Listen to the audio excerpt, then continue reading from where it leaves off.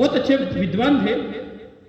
वो जिन गुरु के पास सीखते थे तो उनकी पत्नी दरवाजा बंद करके पीछे से वो सुन लेती थी। तो जो ज्ञान अष्टावक्र मुनि के पिता को मिलता था वही ज्ञान गर्भावस्था में रहा बच्चा भी प्राप्त कर रहा था। तो कुछ बातें हुई, उसके बाद में कुछ चर्चा हो रही थी विद्वानों के बीच में और उनकी पत्नी साथ में थी। एक समय कुछ बोलने का हुआ तो अष्टावक्र मुनि के जो पिता थे वो भूल गए थे, उसको याद नहीं आया, उन्होंने कुछ और बोल दिया तो गर्भ में से आवाज आई, अरे पिताजी ऐसा नहीं था, उस समय गुरुजी ने ऐसा कहा था। अंदर से गर्भ में से बोले। तो पिताजी थे, उनका अहम भी ऊपर चढ़ के आ गया, अरे तुमको कैसे पता, मैं जो बोला वही सही था। तो फिर भी वो बच्चा बोला कि नहीं ऐसे नहीं था, ऐसे था। तो आसमान के ऊपर चढ़ गया गुस्सा और पिताजी ने अपने ही बच्चे को श्राप दे दिया, अष्टो वक्री भवति, तुम्हारे 8 अंग वक्री हो जाए। और ऐसे अष्टावक्र मुनि उनका जन्म हुआ, 8 अंग उनके विकृत थे, ऐसे गर्दन टेढ़ी, कमर टेढ़ी, पैर टेढ़े, ऐसे 8 अंग वक्र थे। तो क्या है, वही गर्भावस्था में आज का विषय कि गर्भिणी स्त्री को पीड़ित किया जाए तो क्या हो सकता है, उसका ये उदाहरण है। शिवाजी महाराज अगेन, माता जीजाबाई को सब जानते हैं, कैसे कैसे शौर्य के वो उदाहरण, वो गीत गाते थे, बाल गीत वगैरह, उन्हीं के बीच में तो तब जाके ऐसे शिवाजी पैदा हुए कि औरंगजेब पूरा भारतवर्ष जीत गया, लेकिन एक शिवाजी का किला ऐसा था कि जो जीत नहीं पाया था। स्वामी विवेकानंद की माताजी को भी अंतिम क्षण में उन्होंने बोला कि मुझे शिवलिंग के सामने, अभी मेरे को दिव्य एक पुत्र का जन्म होने वाला है, मुझे शिव जी के सामने शिवलिंग का दर्शन करते हुए मुझे मेरे बच्चे को जन्म देना है। तभी उनका दर्शन करते करते हुए, और शिव जी की बहुत बड़ी भक्त थी, तो ऐसे दिव्य गुणों वाले विवेकानंद जी हमको प्राप्त हुए। ऐसे सब एक गर्भ संस्कार के उदाहरण है। नेक्स्ट बच्चे, और इतना आनंद आता है, हर रोज के हम 2, 3, 4 किलो ऐसे ऐसे मिठाई के पैकेट आ जाते हैं, सब खा खा के थक गए, कहीं प्रमेह न हो जाए, इतना मतलब खुशी होती है। और सबको आग्रह होता है कि नहीं सर ये तो खाइए, इतना प्यार से वो लेके आते हैं। क्या होता है, 3 खंड में विभाजित, गर्भाधान पूर्वे बीज संस्कार, गर्भावस्था के दौरान गर्भ संस्कार और उसके बाद बाल संस्कार। इसको 3 भाग में विभाजित करेंगे। नेक्स्ट, प्रथम बीज संस्कार, शुद्ध शुक्र और शुद्ध आर्तव होगा तभी उत्तम बच्चे का जन्म होगा। तो क्या करेंगे, 1 महीने, चरक जी ने बोला है मासितु ब्रह्मचारी ही मासितु ब्रह्मचारिणी ही, ऐसे करके जिसने पंचकर्म से अपने देह की शुद्धि करवाई है और 1 मास तक पूर्ण ब्रह्मचर्य का पालन करके ऐसी औषधियों का जिसने सेवन किया है, जो सूत्र स्थान में कही गई है वहां, वो औषधियों का सेवन करके जिसने अपनी बीज दुष्टि दूर करके उत्तम बीज बनाए हैं, ऐसे शुक्र और बीज जो शुक्र और आर्तव बीज जो बने हैं, उसमें से जो संतान जन्म होती है वो दिव्य होती है, अगुणों से, अयोग्य गुणों से रहित रहती है। 1 मास और 3 मास, ऐसे 2 संदर्भ मिलते हैं। तो ऐसे दोनों संदर्भ ज्यादातर 85 to 90% कपल 1 महीने का ब्रह्मचर्य का पालन करते हैं। 3 महीने का पालन करने की क्षमता बहुत कम होती है, कुछ होते हैं, हमारे बहुत काम अभी तो हो चुका है, तो वही सामने से आते हैं कि सर हम 3 महीने का ब्रह्मचर्य का पालन करेंगे और बीज शुद्धि की औषध भी लेंगे, जो भी आप बोलते हैं सब बंद करेंगे, लेकिन उनको जैसा बच्चा हुआ ऐसा ही बच्चा हमें चाहिए, ऐसा करके डिमांड करके आते हैं। नेक्स्ट, गर्भाधान सामग्री, ध्रुवम चतुर्णाम सानिध्यात गर्भः स्याद विधि पूर्वक, ऋतु, क्षेत्र, अंबु, बीज। ऋतु यानी अगर कृषि है और गर्भ है तो दोनों में क्या है, ऋतु क्या रहेगी, अनुकूल सीजन, जैसे बारिश की मौसम, फिर क्षेत्र, हल जुता हुआ खेत एकदम तैयार है, जहां बीज ऐसे डालोगे और उग जाएगा। जैसे गर्मी की मौसम है, सूखी हुई जमीन है, तो वहां कुछ नहीं होगा। तो ऐसे ही हमें ध्यान रखना है कौन सी औषधियों, एंडोमेट्रियल थिकनेस होनी चाहिए, ये होने चाहिए, वो सब हमें देखना है ना। क्षेत्र देखना है, अम्बु देखना है, रसवाहिनी नाड़ियां जो है वो गर्भ का पोषण करती है, वो भी अच्छी होनी चाहिए। बीज अच्छे होने चाहिए, बीज संस्कार करवा लिए, ऋतु अच्छी होनी चाहिए। इधर क्या होगा, कृषि क्षेत्र में अंकुर उत्पत्ति और गर्भ हेतु गर्भ की प्राप्ति होगी। Next, science of conception.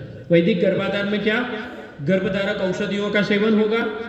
वेदों में दिए गए श्लोकों को प्रार्थना के स्वरूप में गर्भधारण हेतु जब प्रतिक्रिया की जाती है, तब उसके पहले सैया के ऊपर आरोहण करने से पहले प्रार्थना करके, pregnancy not by chance, pregnancy by choice, हमें जो चाहिए ऐसे दिव्य गुणों वाला संतान ही आना है। ऐसे नहीं कि जो आ गया वो चल जाएगा, ऐसे नहीं, वो ऐसे सोचना है। सात्विक भोजन का सेवन और मासानुमासिक परिचर्या और ऐसे वो सब पालन करना है। वर्ज्य दिनों को छोड़ देना, वो क्या है, नेक्स्ट। गर्भाधान काल 12 दिन से लेके 16 दिन का अलग अलग शास्त्रों में, अलग अलग संहिताओं में संदर्भ मिलता है। त्रयोदशी प्रभुदेव निंद्या, कहीं ऐसा कहा गया ऋतुस्तु द्वादश रात्रम भवति दृष्टार्थवः। नेक्स्ट, मुझे सबसे ज्यादा जो अच्छा लगा वो नीचे वाला, द्वादश रात्रम इति 16 दिनेषु मध्ये आद्य दिन त्रयम अंतिमम। देखिए, द्वादश रात्रम इति 12 रात्रि ऐसी है कि जो गर्भाधान हेतु उत्तम है। कैसे, 16 दिनेषु मध्ये, 16 दिनों के बीच में जो 12 दिन है वो उत्तम है। कैसे है, आद्य दिन त्रय, आद्य दिन शुरू के अर्थस्राव के 3 दिन उसको छोड़ देने हैं। अंतिमम च 16वां दिन जो है अंतिम, वो भी छोड़ देना है। आद्य दिन त्रय अंतिमम 16वां दिन उसको छोड़ देना। क्या लिखा है आगे, साइंस देखो, ये योनि संकोच दिनम, उनको पता था इंटरनल ऑस बंद हो जाएगा, गर्भ रहने की संभावना नहीं, अगर रह भी गया तो ऐसे ऐसे विकृत गुणों से युक्त होगा, अल्पायु होगा, ऐसे ऐसे होगा। मतलब उनको सब पता था, ऐसे नहीं कि कोई लिखने के लिए लिख दिया है।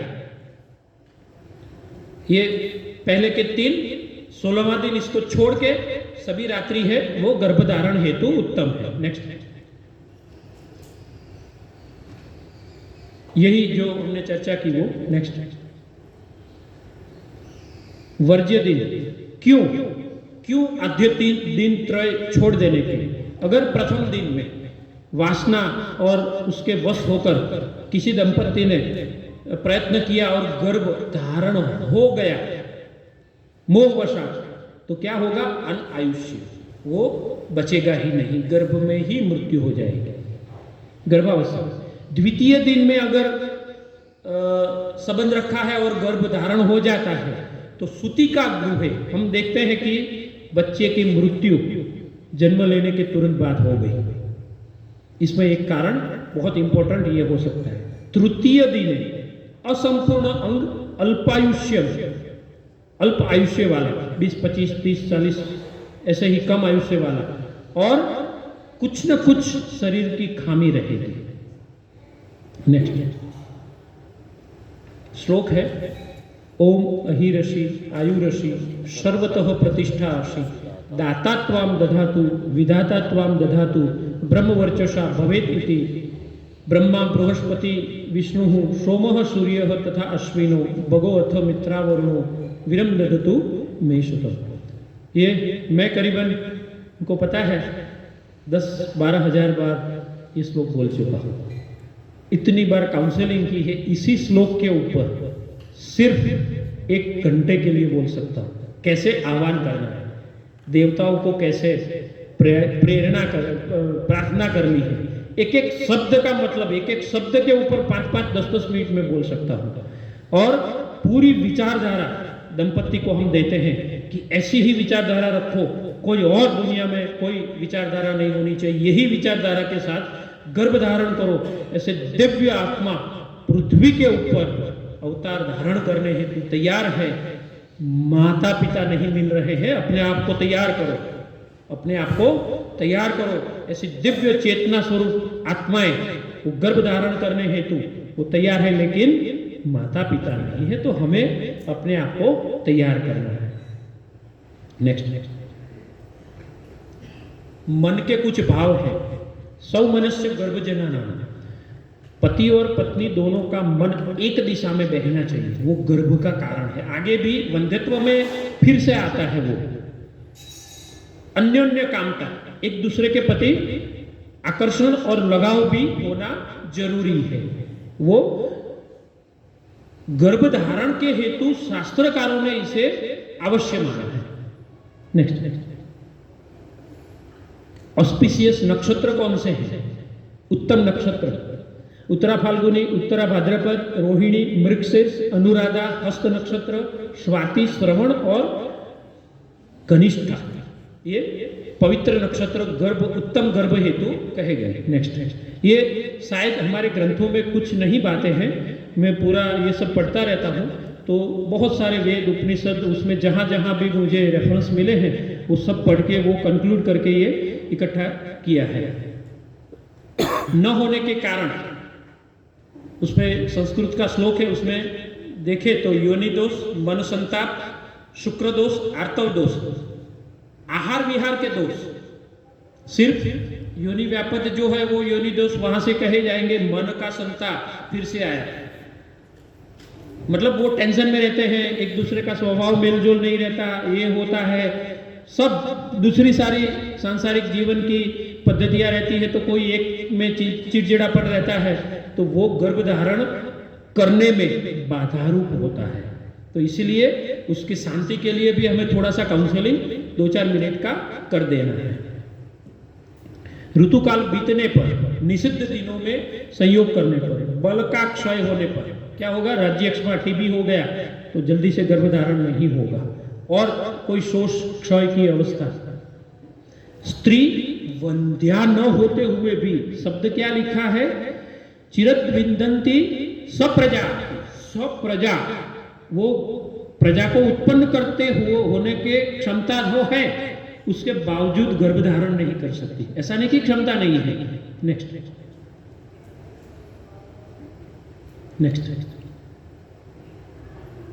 गर्भ निरुक्ति, शुक्र शोणित जीव संयोगे तो खलु कुक्षिगते गर्भ संगना भवति।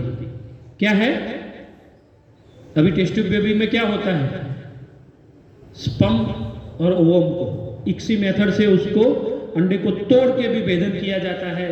पहले आईवीएफ का था, बहुत सारी ऐसी मेथड, इंट्रासाइटोप्लाज्मिक स्पर्म इंजेक्शन जिसको बोलते हैं, पूरे अंडे को इरादे पूर्वक इंजेक्शन से उसके अंदर घुसाया जाता है, तभी जाके गर्भधारण होता है। लेकिन मैंने ऐसे देखे हैं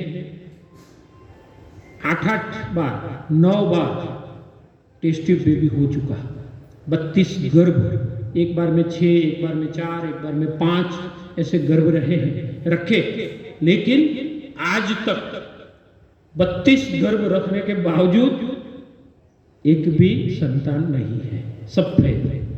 तो अकेला साइंस, अकेला टेस्ट ट्यूब बेबी कर सकता है, तो ओपन चैलेंज।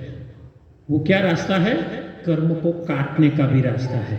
इसीलिए हमारे शास्त्रकार देवों की शरण में जाने के लिए बोलते हैं कि इसीलिए श्लोक है ये, गर्भाधान का श्लोक। उनको प्रार्थना करनी है कि हे देव, हमारे नसीब में जो नहीं है, ऐसा नहीं है, तो उसको काट के भी हम उसके लिए जो लायकात प्राप्त करनी है, हमें औषध ले रहे हैं, हमारे कर्म को काट के, हमारे औषध लेने के कर्म को उसके साथ में बैलेंस करके आप आशीर्वाद दीजिए, तो संतान का जन्म हो जाए, तो दिव्य संतान भी आएगा, कर्म कटेगा, औषध का फल मिल जाएगा और संतान प्राप्ति हो जाएगी। Next, normal fertilisation, healthy spermatozoa should be deposited in vagina, ये उसके ट्रैवल करके गर्भाशय को पार करके फैलोपियन ट्यूब में कंसीव होता है, ये नॉर्मल फर्टिलाइजेशन होता है। नेक्स्ट,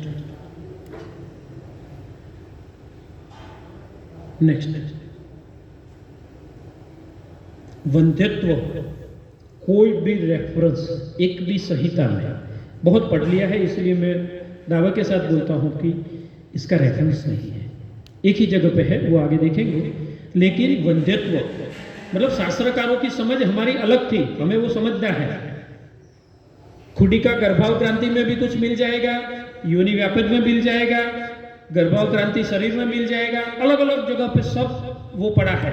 लेकिन हमारे यहाँ ग्रंथों में उसको अलग तरीके से समझने की वृत्ति थी, वो काल के हिसाब से बदल गई है। ठीक है, ये अल्प बुद्धि के लिए है, लेकिन वो तो दिव्य बुद्धि के थे, तो हमको समझने में दिक्कत आती है, वो इसलिए है। लेकिन बहुत सारा पढ़ना पड़ता है, याद रखना पड़ता है, तभी जाके ये समझ में आएगा कि वो तो दिव्य बुद्धि के थे, इसीलिए यहाँ पे लिखा है।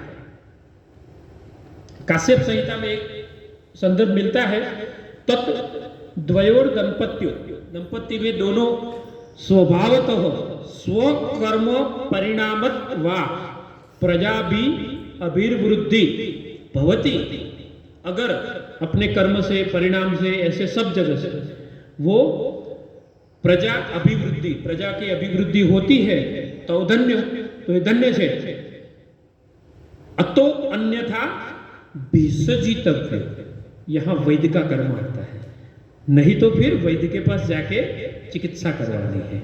Next,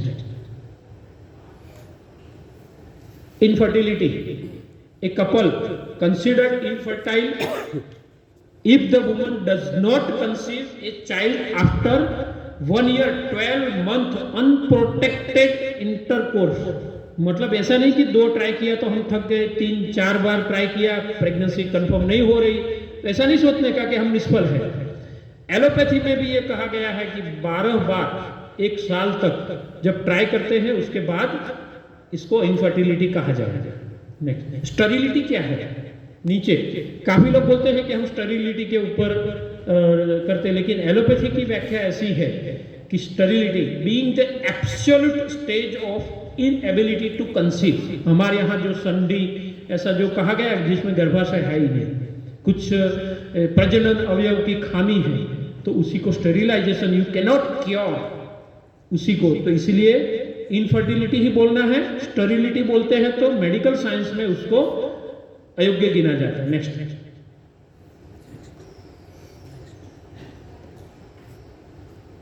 type of infertility, primary and secondary. एक बार भी गर्भधारण नहीं हुआ वो प्राइमरी।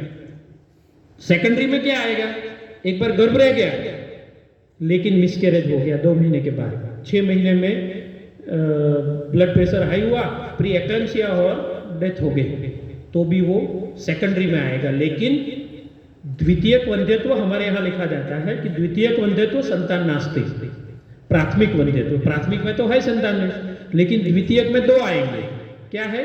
एक संतान है और दूसरा नहीं हो रहा। दूसरा कौन आएगा? एक बार गर्भ रह चुका है लेकिन संतान नहीं है, वो मृत्यु हो चुकी, तो वो भी द्वितीयक में आएगा, सेकेंड में। Next, other classification, male responsible for 30%, female 30%, both combined 30% and 10 unexplained. Science बोलता है हमें पता नहीं क्यों होता है, हमारी सोच से परे है। तो वही महिला और पुरुष दोनों समान रूप से जिम्मेवार। नेक्स्ट,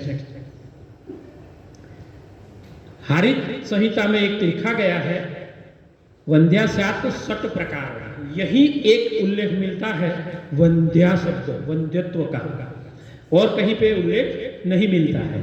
तो काकवंध्या, अनपत्या, गर्भस्रावी, मृतवत्सा, बलक्षया, अजात रजसा। काकवंध्या, एक संतान होता है लेकिन दूसरा संतान कितना भी प्रयत्न कर लो, जैसे कागड़ी होती है, उसी के नाम से कहा गया कि एक ही संतान को जन्म दे सकती है। तो वो एक संतान का जन्म होगा, दूसरा नहीं। अनपत्य एक भी संतान नहीं, प्राइमरी जिसको हम बोल सकते हैं, गर्भस्रावी, 3 टाइम एबॉर्शन जिसको, मृत बच्चा बोलते हैं। हाँ, 8-9 महीना आता है तब अचानक परिस्थिति सब ठीक होता है, बदल जाता है। ऐसे 3 बार हो चुका है, ऐसा भी बहुत सारे केस हम देखते हैं। बलक्षया, अजात रजसा। नेक्स्ट, ये male genital organ. Next, next, बहुत सारा है। गर्भ संस्कार और इनफर्टिलिटी दोनों को कंबाइन करने की कोशिश है, इसलिए जल्दी जा रहे हैं कि बहुत सारा कुछ है सुपरफिशियली भी, लेकिन आपको सब देना चाहता हूं। ये female infertility, female genital organ. Next, ये फीमेल में ovarian factor, tubal factor, peritoneal, uterine, cervical और वेजाइनल। इसके ऊपर भी मेरे पास 150 स्लाइड है। इसके ऊपर डीप में जाए तो इतना सारा काम हम कर चुके हैं। नेक्स्ट, कंबाइन और general factor in infertility. Advance age है, 35-40 साल के ऊपर, लेक ऑफ नॉलेज। ऐसा मैंने 3 कपल देखे हैं कि 2 साल की शादी के बाद एक भी सक्सेसफुल इंटरकोर्स न कर पाए थे। उनको ज्ञात नहीं थे, या फिर कोई इतना अति घर का वातावरण इतना था कि वो इतनी मतलब इसको नफरत करते थे कि संभोग रखना, प्रतिक्रिया करना ये कोई दूषित कर्म है, तो उसकी वजह से वो नहीं कर पाए थे। उनको कितना 2-3 काउंसलिंग के बाद उनकी मन की शांति हुई। घर में बहुत प्रॉब्लम आ रहे थे, ऐसे 3 कपल मैंने देखे। Next, investigation, routine urine blood कर सकते हैं जिससे हार्मोन की पता चल सके। सेमिनल फ्लूइड का examination, hormonal study, testicular biopsy आएगी, आगे थोड़ा देखेंगे। कुछ बार 2-3 बार मिसकैरेज हो जाए तो क्रोमोसोमल स्टडी, कोई जीन्स में विकृति है ही नहीं, वो देखे जाते हैं। इम्यूनोलॉजिकल कुछ पीसीटी टेस्ट जैसे होते हैं, तो पोस्ट कॉइटल टेस्ट जिसको बोलते हैं वो किया जाता है। एसटीडी जिसको बोलते हैं जैसे एड्स वगैरह जो है, गोनोरिया वगैरह। नेक्स्ट, और सीमेन कल्चर किया जाता है। अभी स्टैंडर्ड बहुत बदले चुके हैं। हम पढ़ते थे तब हमको पढ़ाया जाता था कि 16 बिलियन है, अभी तो कम होते हुए 20 किया और अभी 15 भी कर दिया है। मोटिलिटी हम पढ़े थे तब ऐसा कहा जाता था 60%, अब कम होते होते 20% हो गई है। मॉर्फोलॉजी भी 60% होती थी और 10 से 20% हो गई है। वो इंटरनेशनल क्राइटेरिया बदले जा चुके हैं, क्योंकि बहुत सारा केमिकल, जहरीला खाद सब ऐसे ही आ रहा है, तो स्त्री और पुरुष अपनी प्रजनन क्षमता गंवा रहे हैं। एफएसएच 1 से लेके 11 तक अलग अलग ल्यूटियल फेज, और वो उसमें अलग रहता है, बदलता रहता है। एलएच और टेस्टोस्टेरोन पुरुष में 300 से 1000 के बीच में। टीएसएच नॉर्मल, थायराइड नॉर्मल होना जरूरी है, ऐसा मॉडर्न साइंस का मानना है। नेक्स्ट, टेस्टिकुलर बायोप्सी कब करवाएंगे? इफ एफएसएच नॉर्मल अथवा लो हो, सीमेन में कोई पस सेल्स नहीं है, तो टेस्टिकुलर बायोप्सी करवानी है। स्पर्मेटोजेनेसिस प्रेजेंट है तो एफेरेंट ड्रग का ऑब्स्ट्रक्शन गिना जाएगा। स्पर्मेटोजेनेसिस एब्सेंट है तो डिस्ट्रक्शन ऑफ ट्यूबुलर एपिथेलियम, मतलब वो टेस्टिस अभी शुक्र बीज नहीं बना सकता। ऐसे करीबन 200-300 केस हमारे पास हैं कि जिसके ऊपर हम कार्य करते हैं। और प्राइमरी स्पर्मेटोजेनेसिस वाज एब्सेंट, ऐसे पेशेंट में भी बच्चा हुआ है, ऐसा हमारा आकलन है। अभी एक दंपत्ति हमारे यहाँ आए हैं, वो प्राइमरी स्पर्मेटोजेनेसिस एब्सेंट था, वो बच्चा अभी उनकी शादी हुई और वो गर्भ संस्कार के लिए आए हैं, ऐसी बात हो रही है। अभी जमाना मतलब इतना कार्य आगे बढ़ चुका है कि जो बच्ची गर्भ संस्कार के द्वारा जन्म धारण किया है, डॉक्टर मानुषी आती है डेंटिस्ट, बराबर, तो वो खुद गर्भ संस्कार से जन्मी है और अभी उनके यहाँ कुछ 1-2 महीने पहले उनके यहाँ बच्चे का जन्म हुआ। मतलब ये द्वितीय पीढ़ी आ रही है कि जो गर्भ संस्कार से जन्म ले रही है। एस्पर्मिया, ओलिगोस्पर्मिया, एजोस्पर्मिया मतलब जीरो काउंट, स्टेनोस्पर्मिया मृत शुक्राणु, नेक्रोस्पर्मिया मृत यानी नेक्रोस्पर्मिया, स्टेनोस्पर्मिया मतलब जीवित है लेकिन गति नहीं है, और teratospermia abnormal form, head defect, body defect, tail defect, वो टेरेटोस्पर्मिया है। नेक्स्ट हिस्ट्री हम लेंगे, पहले एग्जामिन करेंगे लेडी को, sonography, cervical muco study, vaginal cytology, कभी कभी रेड जरूर होती है, हार्मोनल एस्टिमेशन ये प्राइमरी है, एंडोक्राइनल एंडोमेट्रियल बायोप्सी कभी कभी जरूर रहती है कुछ दिनों के कुछ रिपोर्ट जब ऐसा आता है तब, और लेप्रोस्कोपी, डायग्नोस्टिक और थेरापेटिक दोनों तरीके से। इनसफ्लेशन टेस्ट जैसे HSG होता है, नीचे HSG भी लिखा है, HSG में एक लिक्विड एक डाई बना के अंदर इंजेक्ट की जाती है, बहुत पेनफुल प्रोसीजर, ऐसे ही हवा पास की जाती है, उसको इनसफ्लेशन टेस्ट बोलते हैं। बहुत पहले होता था, अभी धीरे धीरे वो एकदम प्रचलन में कम हो गया है। Post coital test auto immune condition है, कुछ भी कारण नहीं मिलता है तब ये टेस्ट किया जाता है कि क्यों गर्भ नहीं। तो पीसीटी मतलब क्या है, वेजाइना में जब स्पर्म गिरेंगे तो वहां से गति करके उसे आगे जाना है, तो उसके कुछ समय के बाद जब वो अंडा निकल रहा है 14वें 15वें दिन में, उसी समय इंटरकोर्स करने की सलाह दी जाती है, और कुछ समय के बाद वहां से सैंपल लिया जाता है, उसका स्टडी किया जाता है कि लेडी की इम्यून सिस्टम, ऑटो इम्यून ऐसी कंडीशन बनती है कि वो स्पर्म को दुश्मन मानते हैं, जैसे ऑटो इम्यून डिजीज होता है ना, सोरायसिस, आमवात, ये सब जगह पे, तो ऐसे उसको दुश्मन मान के उसको मार देता है। तो उसी की वजह से गर्भधारण नहीं होता, तो पता नहीं होता है कि क्यों गर्भधारण नहीं हो रहा, तब ये टेस्ट किया जाता है। एंडोक्राइनोपैथी बहुत सारे रिपोर्ट इसमें होते हैं। नेक्स्ट, पुरुष में अनडिसेंडेंट टेस्टिस, वेरिकोसिल, हाइपस, endocrinal, obstruction in efferent drug, ejaculatory, यहाँ एक चरक जी का और संदर्भ है, आगे देखेंगे।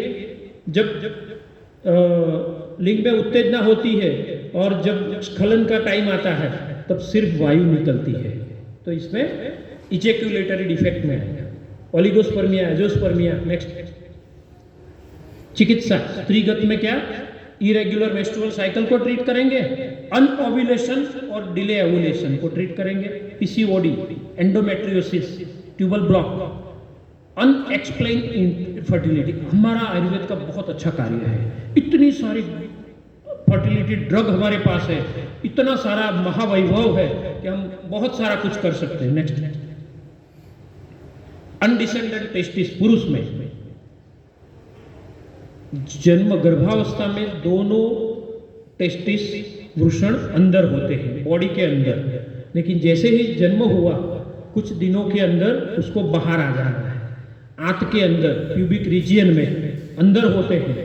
उनको काफी बार हम फिर टेस्ट करवाते तब पता चलता है, लेकिन ये 2, 5, 8, 10 सालों में उसकी अगर सर्जरी करके नहीं, माता पिता को बच्चे का ध्यान रखना है कि दोनों टेस्टिस दिख रहे हैं या नहीं दिख रहे हैं, स्पर्श करके देख सकते हैं। अगर नहीं हुआ तो वो गलती है, गलती है इसीलिए कि 18 साल तक, जब 12वीं साल में मैच्योरिटी आनी शुरू होती है, तब अंदर जो बच्चे में स्त्री हो या पुरुष हो, तो जो परिवर्तन आता है वो अधूरा रह जाता है, क्योंकि शरीर के अंदर है, बाहर रहेगा तभी वो काम करेगा।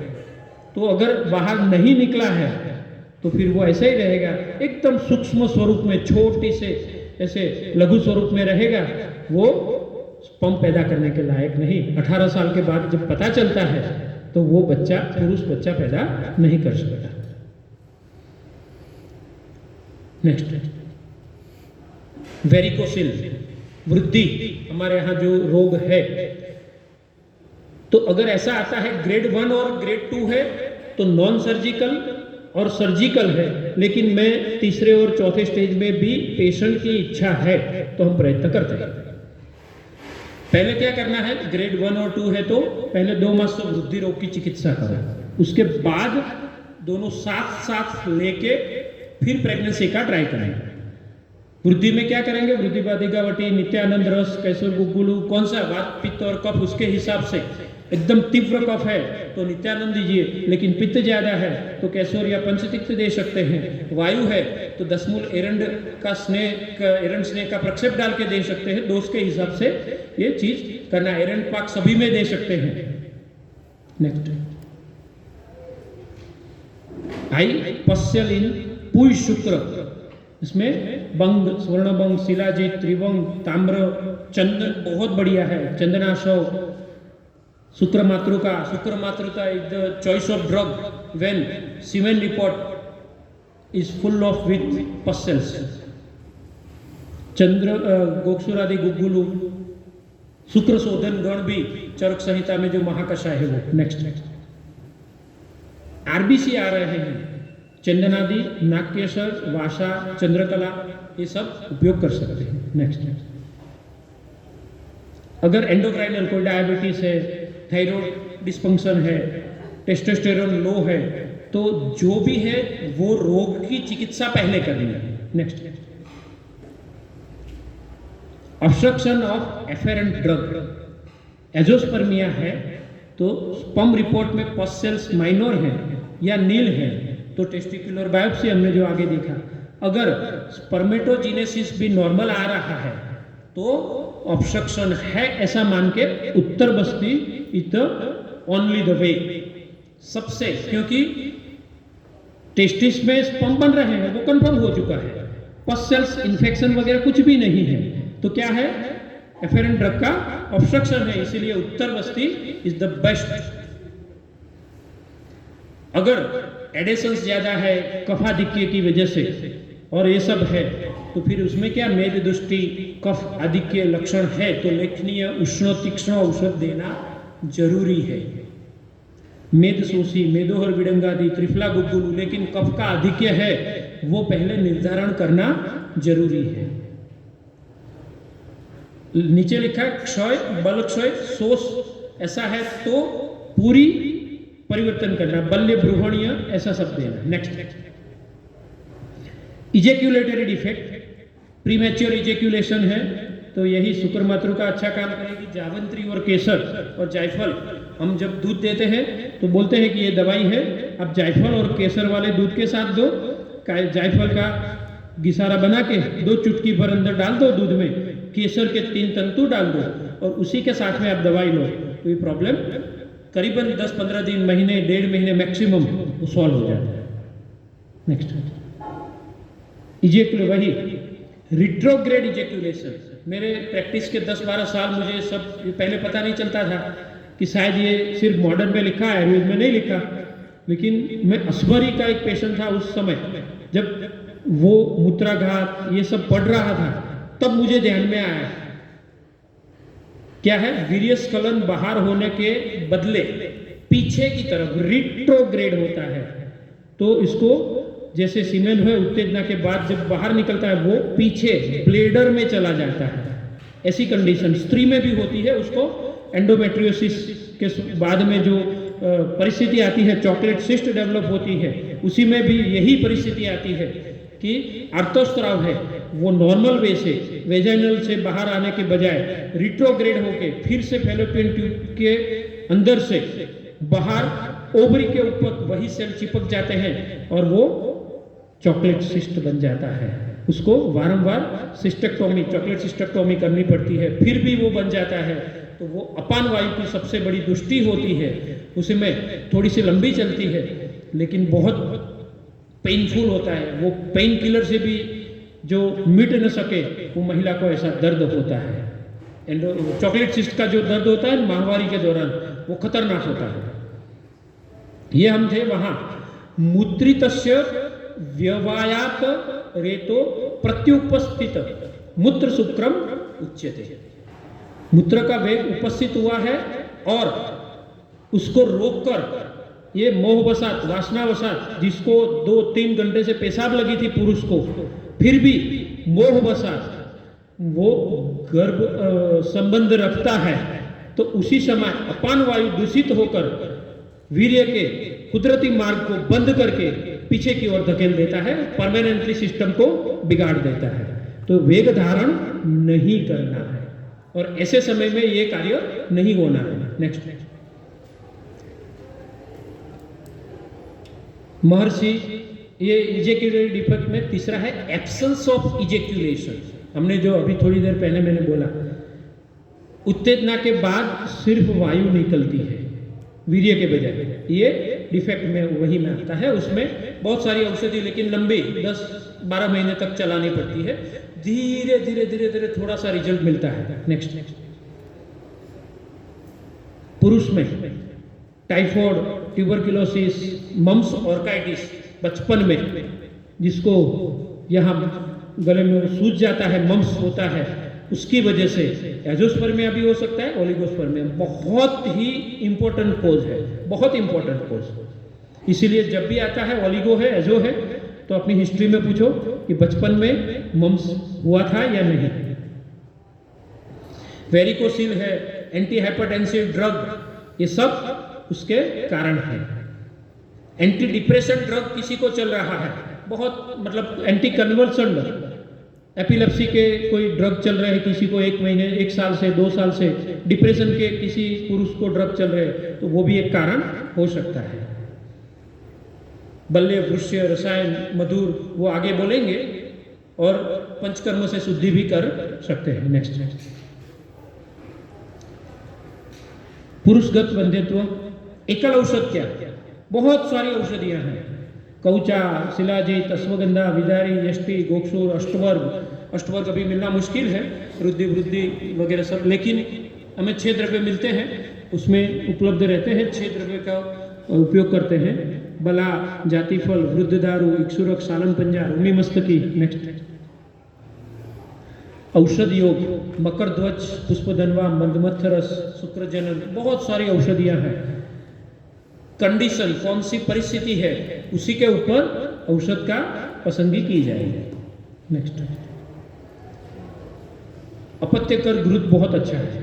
फल घृत सामान्यतः हम महिलाओं में देते हैं, शास्त्रों में पुरुष को भी देने के लिए बोला है, तो फल घृत पुरुष को भी आंख बंद करके दे सकते हैं।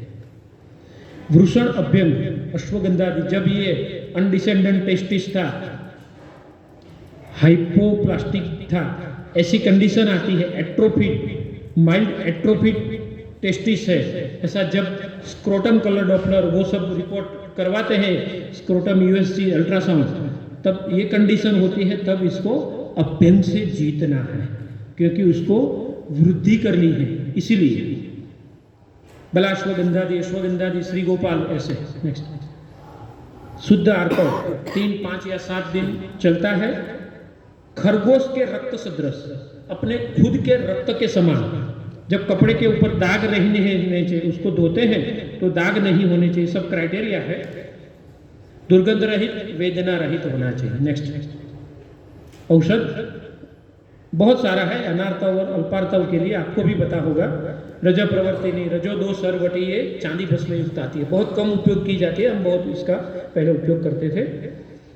10 मूलारिष्ट, 10 मूल को वात दोष का प्राबल्य है, तब ये नष्ट पुष्पांतक, कुमार्याशव, कष्टार्तव, हरितकी, सुंठी, कष्टार्तव में बहुत अच्छा है। हिंगू कर्पूर वटी, हिंगू वचादी गुलिका, जो कैटास्पा लेते हैं, बहुत सारी महिलाएं हैं, तो मैं बोलता हूँ कि जो कैटास्पा लेते हैं उसके बजाय 10 मिनट में आपका पेन, PMS जिसको बोलते हैं ना, प्री मेंस्ट्रुअल सिंड्रोम, वो जो पेन होता है, आप एंटीस्पाज्मोडिक ड्रग लेते हैं, उनको हिंगू कर्पूर वटी एक ले लो उष्णोदक के साथ, या हिंगू वचादी की एक गोली ले लो, वो पेन आपका आयुर्वेदिक पेन किलर 100% चला जाएगा। चातुर्बीज, अगर एरंड स्नेह में परिचित करके चातुर्बीज को लिया जाए, बहुत अच्छा एंटीस्पाज्मोडिक पेन किलर बन सकता है। नेक्स्ट, अत्यार्तव, पित्त सामक, रक्त संपर्क और शीतवीर्य, हमारे चिकित्सा सूत्र ऐसे बनने चाहिए। बहुत सारा अशोक त्वक का क्षीरपाक, शतावरी, यष्टि मधु, चंद्रकला, सोनितार्गल और बोलबद्ध वगैरह है ना, वो तुरंत रक्त को स्तंभित करता है। अगर सामता है रक्त में, साम दोष है, तो फिर तुरंत उसको नहीं आकलन करना है, उसके लक्षण देखने हैं, उसके बाद उसको स्तंभित करना है। उदुम्बर बहुत अच्छा इसमें उपयोग हो सकता है। वासा भी इसमें वासा के बारे में जो बोला है ना, क्षय, रक्तपित्त और काश, ये 3 के जो रोगी है त्रिणी, उसको चिंता करने की जरूरत नहीं है, क्योंकि पृथ्वी के ऊपर जब तक वासा है, मतलब रक्तपित्त कहीं से भी खून गिर रहा है, क्षय है, टीबी हो गया है, और कोई भी प्रकार की खांसी, अंदर खून निकल रहा है, तो भी जब तक वासा इस पृथ्वी के ऊपर है, ये शास्त्रकारों का कहना है, तब तक चिंता करने की जरूरत नहीं है जब तक पृथ्वी के ऊपर वासा है। इतनी प्रभावशाली औषधि। नेक्स्ट अबीज आर्तो प्रवृत्ति, अन ओव्यूलेशन और डिलेड ओव्यूलेशन। अगेन कंडीशन अबीज आर्तो प्रवृत्ति है तो जैसे पुष्पधनवा रस सामान्यतः सिर्फ पुरुषों में दिया जाता है, वो स्त्री में भी देना है। वो स्पेसिफिक ऐसा नहीं है, वो बीज को प्रबल बनाता है, इसीलिए उस समय देना है। लेकिन पुष्पधनवा उपरिपक्व है, बहुत हैवी, बहुत गुरु है, तो ध्यान रखना है उसके डोज को मेंटेन, और 2-2.5 महीने 3 महीने देने के बाद 15 दिन का अवकाश रखो, नहीं तो फिर पेट बहुत हैवी रहता है और पेशेंट बोलता है कि सर भूख नहीं लगती, ये सब होता है। तो जैसे ही ऐसी कुछ रसायन औषधियाँ हैं तो उसको थोड़ा ध्यान रखना। पीसीओडी, शिवलिंगी बीज और पुत्तजी चूर्ण का इसका प्रयोग होता है। सबने लिखा नहीं है कहीं भी, हम बहुत करते हैं तमिल में। पाद सुक्ति हो रही है, एक बार जैसे हमने किया था, तो एक बार स्थान पे खड़े हो जाना है, करना है ना, हो जाए। तो ऐसे ही 2 मिनट खड़े खड़े सुन लेते हैं, हमारा कार्य तो शुरू रहना चाहिए, ठीक है ना, रिलैक्स भी हो जाएंगे, कार्य भी हो जाएगा। पीसीओडी, पॉलीसिस्टिक ओवरी, लक्षण मेदोवृद्धि ज्यादा 90% में रहेगी, विलंबित आर्तव होगा, कष्टपूर्वक होगा, हर्षिडिज्म, यहाँ श्मश्रु प्रदेश है, बाल का उगना, ये इंसुलिन रेजिस्टेंस होता है। जो भी लेडी 3 महीने की जो अलग अलग प्रकार के कोर्स आते हैं वो दवाई लेती है, तो हर बार ये दिक्कतें आती है और फैट डिपॉजिट हो जाती है, वो इसीलिए इंसुलिन रेजिस्टेंस की वजह से हो जाता है, और फैट डिपॉजिट होता है एब्डोमिनल पार्ट ऊपर, थाइस के ऊपर, और वो वेट गेन होता रहता है। पीसीओडी का एक विष चक्र है, उसमें फंसी ही रहती है, वो लेडी को बाहर निकालना मुश्किल होता है, लेकिन आयुर्वेद बहुत अच्छे तरीके से वो ट्रीट कर सकता है। क्या करेंगे चिकित्सा सूत्र मेरे हिसाब से? आर्तो प्रवर्तन, मेद चिकित्सा, प्रमेह की चिकित्सा को भी ध्यान में रखो, शिलाजतु इसमें बहुत बढ़िया है, और लेखन भी करना है, ठीक है। कहीं ऑब्स्ट्रक्शन है, ये है, तो कफ का छेदन करना है, तो फिर लेखन भी करना है। तो 4 से 6, क्योंकि इसमें क्या होगा, पीसीओडी में सबसे ज्यादा दिक्कत क्या आती है कि बोलते हैं कि नहीं पीसीओडी है और 3 महीने 4 महीने में माहवारी आती है और अभी अगले महीने प्रेगनेंसी रखनी है, तो हम बोलेंगे कि नहीं हमारे पास तो ऐसा नहीं होगा, क्योंकि हमारी दवाई उष्ण तीक्ष्ण है, वो गर्भ को धारण नहीं होने देगी, पीसीओडी को ठीक करेगी लेकिन गर्भ को धारण नहीं होने देगी। तो इसीलिए उम्र 35-40 साल है तो थोड़ा समाधान करना पड़ता है अलग तरीके से, छोटी उम्र है और गर्भ धारण करने की अभी जरूरत नहीं है। मान लो 35 साल है, 2 बच्चे हैं, सिर्फ पीसीओडी को ट्रीट करना है तो ठीक है हम कर लेते हैं, लेकिन बच्चा रखना है तो ये पलास्टार, ये रज प्रवर्तिनी वगैरह औषधियां पंचकोल देंगे तो गर्भधारण नहीं होगा, पीसीओडी ठीक होती जाएगी।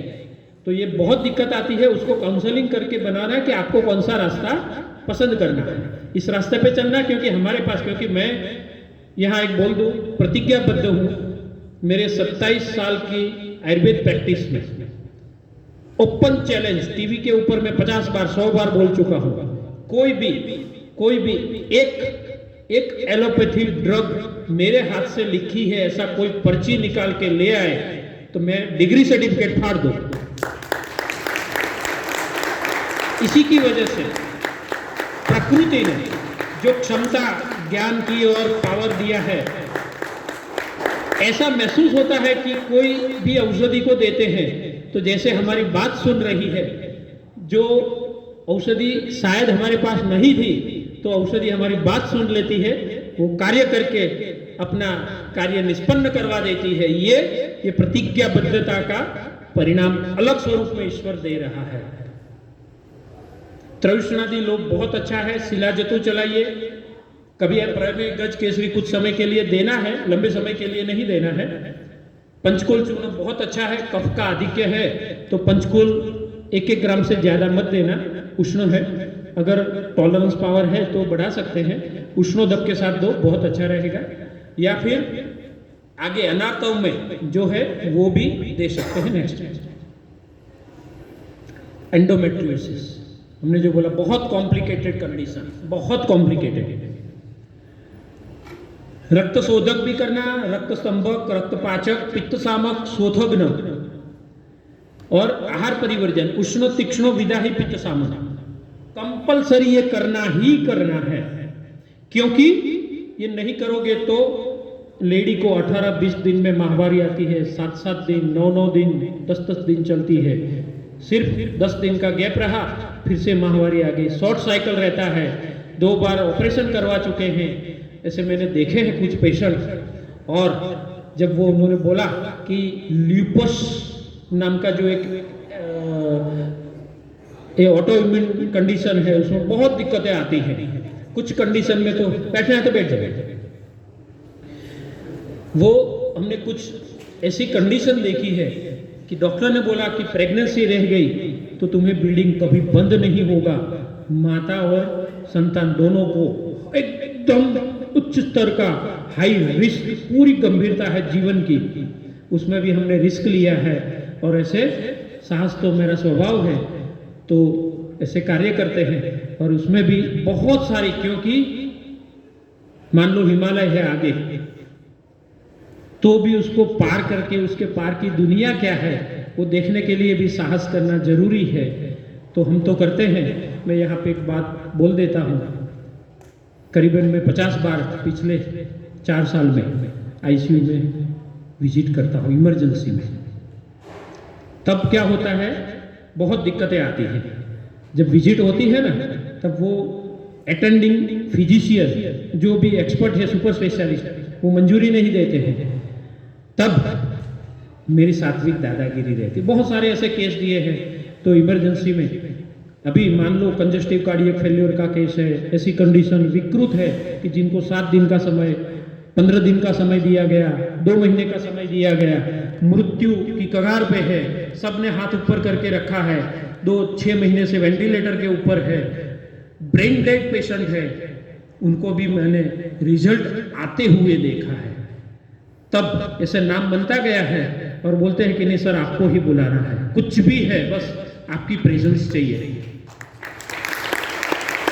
तब मैं आग्रह रखता हूं कि तुम्हारे अटेंडिंग एक्सपर्ट को बोल दो कि एक सुपर स्पेशलिस्ट वैद्य आ रहा है। वो ऐसे नहीं आऊंगा, ठाठ माठ से आऊंगा, मेरा नाम आपकी हिस्ट्री शीट में लिखना होगा। मैं ऐसे नहीं आऊंगा, क्योंकि एक वैद्य हूं, वैद्य का एक प्रभाव होता है, ऐसे नहीं आते हैं। प्राणाभिसर वैद्य हैं, ये अहंकार से नहीं बोलता हूं, कार्य करने के बाद बोलता हूं। लोगों ने ये उपाधि दी है, मैंने नहीं मानी है, लोगों ने दी है और बुलाते हैं कि यही करना है। तब मैं सात्विक दादागिरी करता हूं कि उनको कंसर्न होना चाहिए कि अभी जो परिवर्तन होगा वो हमारे कंट्रोल से जो बाहर था, और ये आयुर्वेद की ताकत से होगा, ये वैद्य की सारवार के बाद ये परिवर्तन होगा। बहुत सारी चैलेंज के साथ मैंने ये कार्य किया। कंजस्टिव कार्डियक फेल्योर का एक केस, इतनी सारी सूजन पैरों में, और उसी समय मेरा जाना हुआ 10% इजेक्शन फ्रैक्शन, हृदय का पंपिंग की क्षमता 10 है। एंटी प्रो बीएनपी ऐसा करके कार्डियक मसल्स में जो प्रोटीन रिलीज होता है वो करीबन 200 के आसपास रहना चाहिए, वो हो चुका था 13,000। हर रोज का 2-2 हज़ार बढ़ रहा था। मतलब और यूरोकाइनेस के 45 हजार के इंजेक्शन दिए जा चुके थे, इतना सा भी पंपिंग हृदय नहीं करता था। एक पानी घूंट अगर पेशेंट को उतारना है तो थ्रोट मसल सपोर्ट नहीं करते थे, क्योंकि ऑक्सीजन वाला ब्लड नहीं मिलता था। खाना पीना तो बात छोड़िए, कोई कार्य करना, हाथ उठाना ये मुश्किल नहीं था, कोई पैरालिसिस की कंडीशन नहीं, इतनी खराब परिस्थिति। और मैंने गया, 3 दिन तो ऐसे ही चले गए। जब गया तब मैंने बोला कि मेरे शास्त्रों के, हमारे पास कितने सारे, हम कितने अबजपति है, कितने करोड़पति है, हमारे पास कितने टूल्स है। अरिष्ट लक्षण, 1 महीने में जिसकी मृत्यु होने वाली है, 3 महीने में जिसकी मृत्यु होने वाली है, 6 महीने में, 1 साल में मृत्यु होने वाली, उसके सिम्टम्स हमारे पास तैयार है। वो टूल्स है, हमारे ब्रह्मास्त्र है, वो थे। मैंने बोला इस पेशेंट की मृत्यु नहीं है, 6 महीने के अंदर नहीं है, उसका बाकी तो पता नहीं है, लेकिन मेरे पास तो, मैं तो अबूझ हूँ, मेरे शास्त्रों से मुझे इतना ज्ञान मिला है कि इसमें 6 महीने में इसकी मृत्यु नहीं है, तो इसको चिकित्सा करनी चाहिए। तो बहुत बड़े गुजरात के एक किंग समीर दानी, जो गुजरात के लोग हैं वो जानते हैं, अपोलो हॉस्पिटल का सरखेज गांधीनगर हाईवे का जो ब्रांच है, वहाँ मेरी विजिट हुई थी। वो ओपन चैलेंज के साथ, कार्डियोलॉजिस्ट है, 12 लोग तो उनके असिस्टेंट में काम करते हैं। उनके अंदर चैम्बर में जाके सिंह का मुंह खोल के, तुम्हारा मुंह दुर्गंध कर रहा है, ऐसा बोलने की हिम्मत रखते हैं। और बोला कि आप इसे मार दोगे नहीं, ये तो जिंदा रहेगा, क्योंकि मृत्यु अभी नहीं है, लेकिन पैसा कमाते रहोगे। तो इसके चिकित्सा का मुझे चांस दिया जाए, जैसे भारद्वाज मुनि का मैंने बोला था, तो मेरी पसंदगी की जाए, मैं कर सकता हूँ, पेशेंट ने मुझे चुना है। तो वो बोले कि हमने ऐसे बाल सफेद किए क्या, तुम आके बोलोगे और ऐसे हो जाएगा। मैंने बोला तो कोई प्रॉब्लम नहीं, मेरी तो 3000 रुपये की विजिट है, वो गाड़ी में लेके आए, मुझे तो रख जाएंगे, मैं चला जाऊंगा, मुझे कोई प्रॉब्लम नहीं है। लेकिन आप में ह्यूमैनिटी की कमी है, बहुत बड़ी डिग्री है, कार्य कर लिया, अहंकार के पुतले हो तुम, आपको हाँ करनी चाहिए। तुम्हें ललकार करने वाला एक आया है, तो तुम अहंकार की वजह से ये मना कर रहे हो, उनकी चैम्बर में जाके बोलने की क्षमता। चांस दो, इस पेशेंट का मैं प्रेडिक्शन करता हूँ, और मेरा वैधत्व की जो मेरी क्षमता है, मेरी ईश्वर कृपा की वजह से मैं ऐसा बोल सकता हूँ, 3 दिन के अंदर ये आपके आईसीयू में वो चक्कर लगाएगा वो अतुल, 7 दिन के बाद आप डिस्चार्ज करोगे, और 15 दिन के बाद मैं आपको वीडियो कॉलिंग से दिखाऊंगा, उसके घर पे मैं विजिट में जाऊंगा और 100 कदम मैं उसे चलवाऊंगा एकदम, क्योंकि उनको ऐसी बात करने वाला कोई नहीं मिला था। उनके यहाँ 12 लोग वही हॉस्पिटल में, हमारे BAMS वो काम करते थे, वो बोलते थे वहाँ ऐसे है, तो उनको तो कुछ नहीं पता। मैंने बोला वो मुझे पता नहीं है, मैं तो अंधभक्त हूँ, मुझे तो काम करता हूँ, बस भगवान धन्वंतरी के चरण के अलावा मुझे कुछ नहीं दिखता। पूरी दुनिया एक तरफ हो जाए, मैं किसी का नहीं, मैं सिर्फ आयुर्वेद का, मैं सिर्फ संहिताओं का। और ये साहस किया, और ये कार्य ईश्वर की कृपा से संपन्न हुआ। 14 महीने तक वो अतुल जिया, उसका एविडेंस है मेरे पास। हर रोज के NT-proBNP डाउन हुए, वही अपोलो हॉस्पिटल्स में किया गया। मेरे पास तो बहुत सारे ऐसे 6000 एविडेंस है। मतलब आयुर्वेद क्या दे सकता है, कितनी उसकी वजह से। एक पेशेंट दिल्ली में लिवर फेल्योर का किंग डॉक्टर संजीव करके है, गुजरात से, वो दिल्ली में मुझे बुलाते हैं कि सर हम ऑपरेशन करवा रहे थे, 47 लाख का पैकेज दिया था लीवर ट्रांसप्लांट का, और अभी कुछ सस्पेक्टेड था कि नीचे कुछ मास लीजन है, लेकिन ओपन करने के बाद वो क्लियर नहीं हो रहा था। तो जैसे ट्रांसप्लांट का ऑपरेशन किया, उसके बाद ऐसा था कि नीचे सब गॉल ब्लैडर और सब चिपके हुए हैं, तो ऑपरेशन नहीं होगा। परिस्थिति बहुत विपरीत हो चुकी है, ऑपरेशन लीवर ट्रांसप्लांट का नहीं हो सकता, वो बंद कर दिया है। वो उसके बाद आपको बुलाना है। मैंने बोला मेरा तो ऐसे कैसे आ सकता हूँ, तो नहीं सर कुछ भी हो। मैंने बोला मेरा पूरा दिन जाएगा, दिल्ली तो ऐसे मैं थोड़ा आ सकता हूँ। तो कि सर आपका नाम बोलो, नाम बोल के फिर उन्होंने टाइप किया और तुरंत उसमें से सर्च करके बोला अभी सर आपको आने जाने का टिकट 14,600 रुपया है, अभी यस बोलो प्लीज सर, आपको अभी मोबाइल में आपकी टिकट मिल जाएगी। फिर बोला ठीक है, टिकट तुम आने जाने का दोगे, लेकिन मेरा पूरा दिन यहाँ पे है। सर वो उसने बोला कि क्षमा चाहता हूँ, लेकिन आप बोलिए अब कितना, मतलब आप कितना एक दिन में कार्य करते हो। मैंने बोला इससे से इतने लेके ये से। सर 44,000 आपके अकाउंट में देखिए जमा। आप गुजरात से दिल्ली आई है, एक वैद्य को मैं कैंसर सर्जन हो जाता तो भी ये दिन नहीं आता मेरे जीवन में। ये दिन मैंने देखा है। मतलब बिना मांगे मिलता है, बिना मांगे। हमने कोई डिमांड नहीं की।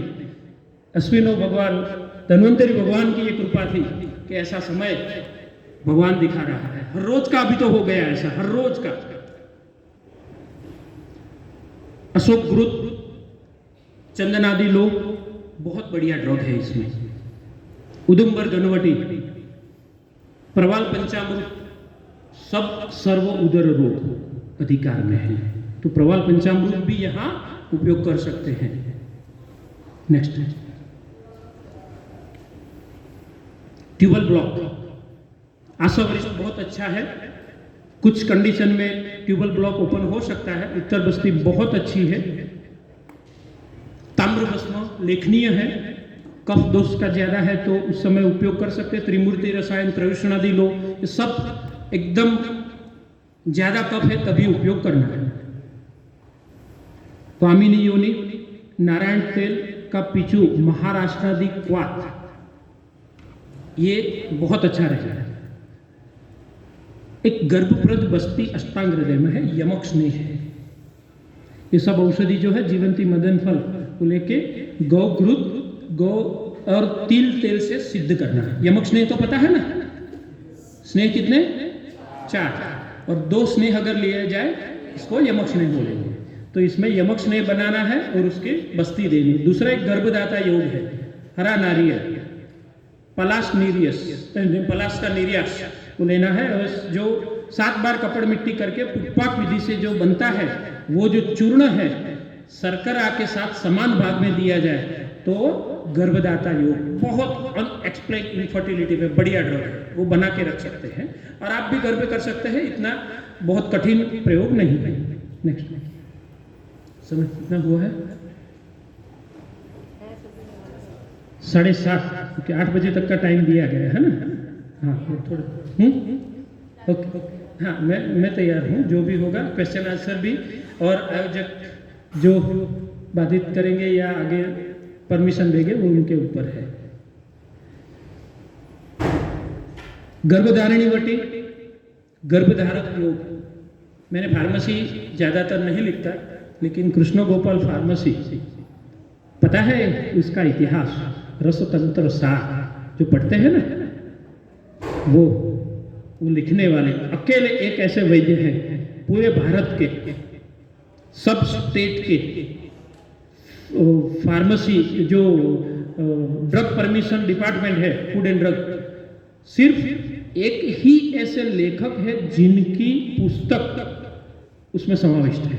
मतलब चरक संहिता का ये एक योग है, सुश्रुत का योग है, तो वो शास्त्रीय योग बनेगा, नहीं तो बाकी पेटेंट बनेगा। वो 5% GST, वो 12% GST, पहले अलग था, अभी ये है।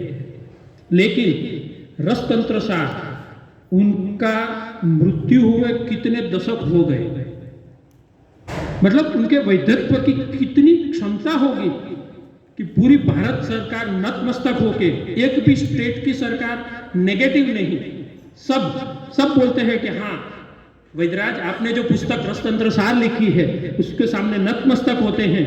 और हम फूड एंड ड्रग में एक ही ऐसा मनुष्य है पिछले 100-150 सालों में कि उनकी पुस्तक हम परमिट करते हैं।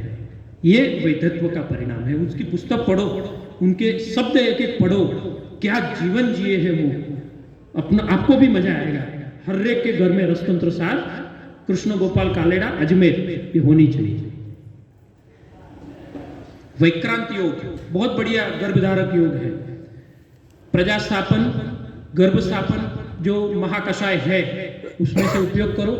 बाकी तो फल घृत शतावरी आदि, पुत्र जीवक, शिवलिंगी, चंद्रांशु रस भी बहुत बढ़िया है। गर्भाशय शुद्धि करके गर्भ का स्थापन करता है। गर्भावस्था में भी दे सकते हैं, गर्भ के बाद गर्भ रक्षा के लिए भी दे सकते हैं। लक्ष्मणा का मूल। नेक्स्ट पुंसवन, थोड़ा सा जल्दी करेंगे, बहुत सारा है।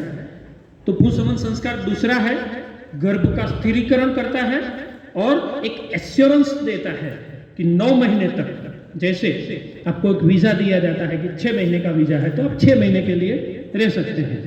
पुंसवन संस्कार है वो गर्भावस्था का वीजा समझ लीजिए कि 9वें महीने तक पुंसवन संस्कार किया है तो मिसकैरेज होने की संभावना मोस्ट प्रोबेबली टल जाएगी।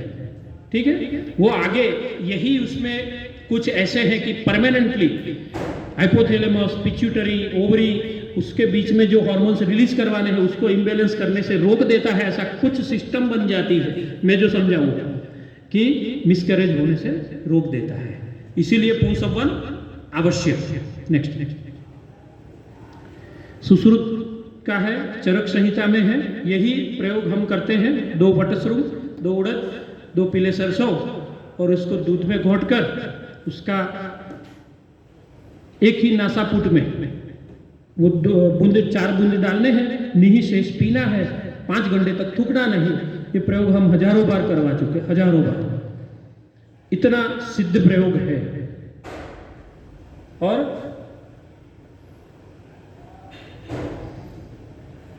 इसमें कुछ मैं बोलना चाहता था, अभी बाद में याद आएगा। दूसरा, एक स्वर्ण या चांदी की पुरुष आकृति की मूर्ति को गर्म करके दूध में डुबो के उसको पिलाने का भी कहा गया है। यहाँ एक उल्लेख कर दूं कि पुत्र और पुत्री दोनों ऐसे संतान का जन्म करवाना है तो हमारे ग्रंथों में बहुत सारी औषधियाँ मिलती है। यहाँ अभी जो मैं बोल रहा था वो इसी के संदर्भ में बोल रहा था। पुंसवन संस्कार ज्यादातर पुत्र संतान हेतु भी उपयोग किया जाता है, लेकिन कुछ कंट्रोवर्सी है इसके लिए। इसको अपनी अपनी मति के अनुसार आप कार्य कर सकते हैं। ध्यान ये रखना है हमें कि हम कोई भी ऐसी कंट्रोवर्शियल मैटर में आना चाहिए। ठीक है, बाकी पुंसवन संस्कार आप कर सकते हैं क्योंकि दोनों संदर्भ है, गर्भ स्थिरीकरण का और ये। हमारे यहाँ ऐसा है कि जो भी दंपत्ति पहला संतान के लिए आते हैं तो कंपलसरी आज तक एक भी ऐसा नहीं हुआ कि इच्छित संतान के लिए हम प्रयत्न करेंगे। तो सिद्धांत क्या कि पहली संतति है और गर्भ संस्कार करवाना है तो ईश्वर प्रसादी के स्वरूप में जो भी देगा, पुत्र या पुत्री, वो स्वीकृत करना है। और दूसरे में हम प्रयत्न कर सकते हैं कि पहला पुत्र है तो दूसरा पुत्री के लिए, और पहली पुत्री है तो दूसरे पुत्र के लिए। लेकिन पुत्र के लिए तो बहुत सारे श्लोक भी है, औषधि भी है। स्त्री के लिए युग्म और अयुग्म, वो जो बात है कि ऑड एंड इवन डेज है, बहुत सारा है इसमें, हर एक का एक एक रोल है। शायद क्वेश्चन आंसर में हम थोड़ा सा डिस्कस करेंगे, लेकिन इसमें सबसे बड़ी बात जो है ऑड एंड इवन डेज। अभी फिर नेक्स्ट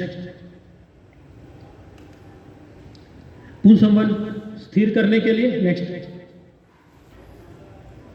पहली संतान ईश्वर प्रसादी के स्वरूप में जो देगा, दूसरे में हम करेंगे श्लोक जो है ना ओम अहिरसी आयुरसी वाला, उसमें एक बार मैंने भगवान के सामने बैठा था, उपासना हर रोज मेरी होती है, तब बोला कि महिला के लिए तो कुछ है ही नहीं, ये तो पुत्र के लिए लिखा गया है शास्त्रों के हिसाब से, तो फिर इसका रास्ता क्या, श्लोक तो बोलवाना है। तो कुछ दिन मांगता रहा, तो फिर एक कुछ विचार मन में ध्वरित हुए, ध्यान में था, उसी समय उस श्लोक की रचना हमने थोड़ा सा परिवर्तन करके स्त्री संतान प्राप्ति हेतु जब से हमने शुरू किया है तो हमारा सक्सेस रेशियो बहुत बढ़ गया है। वो 3 शब्द के परिवर्तन है, लास्ट 3 शब्द है, उसमें परिवर्तन करके हम बोलते हैं श्रेष्ठम दत्तु मे कन्या। ऐसे करके वो परिवर्तन करते हैं और वही श्लोक है वो उसको स्त्री संतान प्राप्ति हेतु बुलवाते हैं। नेक्स्ट 6 भाव है, माता पिता, आत्मज, सात्म्यज, रसज और सत्वज, 6 भाव। ऐसा बोलते हैं ना कि ये माता पिता तो ऐसे है तो बच्चा ऐसा क्यों नहीं है, माता पिता का वर्ण ऐसा है तो बच्चे का वर्ण ऐसा क्यों नहीं है, वो अलग अलग अलग सब दिखता है तो क्या है। नेक्स्ट उसमें देखेंगे माता की तरफ से बच्चे को क्या मिलता है, सब कुछ माता की तरफ से मिलता है, सब कुछ। देखो त्वचा, रक्त, मांस, शुद्रांत्र, मेद, नाभि, क्लोम, यकृत, प्लीहा, वृक्क, आमाशय, पक्वाशय, उत्तरगुद, अधरगुद, सब कुछ माता के बीज के द्वारा मिलता है। नेक्स्ट पितृज भाव में क्या है, केश, श्मश्रु, नख, लोम, तमनी, दंत, अस्थि, शिरा, स्नायु और शुक्र। नेक्स्ट आत्मा, यही बात आती है, आत्मा के खुद वो अपने साथ में लेके आता है, आत्मा वो अपने गुणों को जो साथ में लेके आता है, माता पिता का कोई रोल नहीं है वहां। क्या है, आयु, वो आत्मा की आयु है, आयु कोई नक्की डिसाइड माता पिता के ऊपर नहीं है। आत्मज्ञान, मन, इंद्रिय, इंद्रिय कैसी होगी, प्राण, आकृति, स्वर, वर्णभेद, ये सब आत्मा अपने साथ अगले जन्मों के फल के हिसाब से वो लेके आता है। ठीक है, द्रुति, चेतना, द्वेष, इच्छा, सुख और दुख की अनुभूति वो माता पिता के ऊपर आधारित नहीं है, वो आत्मा अपने साथ लेके आता है। नेक्स्ट सात्म्यज, गर्भावस्था में सात्म्यज का पालन जो अनुकूल है, शास्त्रों में उत्तम कहा गया है, वो उसका पालन किया जाए तो क्या होगा, आरोग्य, अनालस्य, अलोलुपता, इंद्रियों का प्रसाद, श्रेष्ठता, स्वर संपत्ति, वर्ण संपत्ति, बीज संपत्ति, ये अनुकूल शास्त्रों को पालन करने से ये सब प्राप्त होगा। नेक्स्ट रसज क्या है, 9 महीने की गर्भ, माता पिता का बीज अलग, समझो, आत्मा के गुण अलग, सात्म्यज जो उत्तम है वो अलग, लेकिन 9 महीने में माता ने जो खाना खाया, जो उससे जो अन्न रस बना, रस धातु बनी और रस वाहिनी के द्वारा जो गर्भ का पोषण हुआ, वो जो है वो ये क्या है, गर्भ की तृप्ति करता, पुष्टि करता, उत्साह, प्राणानुबंध, शरीर अभिनिवृत्ति, शरीर अभिवृद्धि, ये सब गर्भावस्था के 9 महीने। मतलब वही अकेला आहार भी इंपॉर्टेंट नहीं है, ये सब भाव को हमें एक साथ देखना है। नेक्स्ट सत्वज भाव, आत्मा के साथ मन आता है। क्या आता है, मन। पंचमे मनः प्रबुद्धतर भवति षष्ठे बुद्धि, ऐसा कहा है। 5वें महीने में मन की उत्पत्ति होती है। कितने सारे प्रकार, सत्व प्राधान्य, तम प्राधान्य, रज प्राधान्य, इंद्र सत्व, गंधर्व सत्व, ब्रह्म सत्व, गंधर्व, कितने सारे ऐसे सत्वों के प्रकार है। उसी के हिसाब से 5वें महीने में गर्भिणी स्त्री ने जो भी सोचा, जो भी क्रिया किया, उसके हिसाब से वो बच्चे का मन बनता है। तो इसीलिए हमें गाइड करना है कि 5वां महीना, अभी आगे सारा है, इसलिए चलते हैं। गर्भ वृद्धि कर कारण, आचार की श्रेष्ठता, उपस्नेह, उपस्वेद, काल परिमाण, स्वभाव, जैसे हाथी के अंदर 18 महीने की गर्भावस्था, मनुष्य के अंदर 9 महीने की, वो काल है। तो उस काल परिणाम के हिसाब से 9 महीने तक गर्भ का वृद्धि होती है, उसके बाद प्रसूति हो जाती है, माता उसे छोड़ देती है। नेक्स्ट नेक्स्ट नेक्स्ट उसको थोड़ा हिंदी ही करेंगे, संस्कृत को जल्दी जाते हैं। नेक्स्ट क्या होता है, प्रथम मास सर्वगुणवान, मूर्छित, सर्वधातु युक्त, श्लेष्मा के पिंड समान, अस्पष्ट रूप अंग वाला। नेक्स्ट क्या करना है, शर्करा मिश्रित, शीतल दुग्ध, रद्य, प्रवाही, मधुर, ऐसे अलग अलग संहिताओं में अलग अलग लिखा है। गर्भ कारक औषध, प्रथम मास किसको गिनेंगे, गर्भ का ट्राई करने का, प्रेगनेंसी की मेडिसिन जो देते हैं वही प्रथम मास है। हमें पता ही नहीं है कि ये पहला मास है, तो वही गर्भधारक औषधियों का जो हम सेवन करवाते हैं वही प्रथम मास, उसी को गिनना है। मुलेठी, ये बहुत सारे ग्रंथों में अलग अलग सब लिखा है। मुलेठी, सागवान के बीज, क्षीर काकोली और देवदारू ये पहले महीने में दिया जाना चाहिए। हमने सुप्रजाम करके वो एक टैबलेट बनाई 9 महीने के लिए, और उसके हिसाब से वो हम बना के देते हैं। नेक्स्ट देखिए, माता और पिता का वर्ण और बच्चे का वर्ण, हमारे पास 1000 से ऐसी ज़्यादा फोटो है कि माता पिता का जो वर्ण है उससे अवदात्त वर्ण, गौर वर्ण कैसे आया, फेयर स्किन का बच्चा, 100% रेफरेंस इतने सारे लिखे, बढ़िया है कि हम गारंटी के साथ बोल सकते हैं कि ऐसा बच्चा हो सकता है।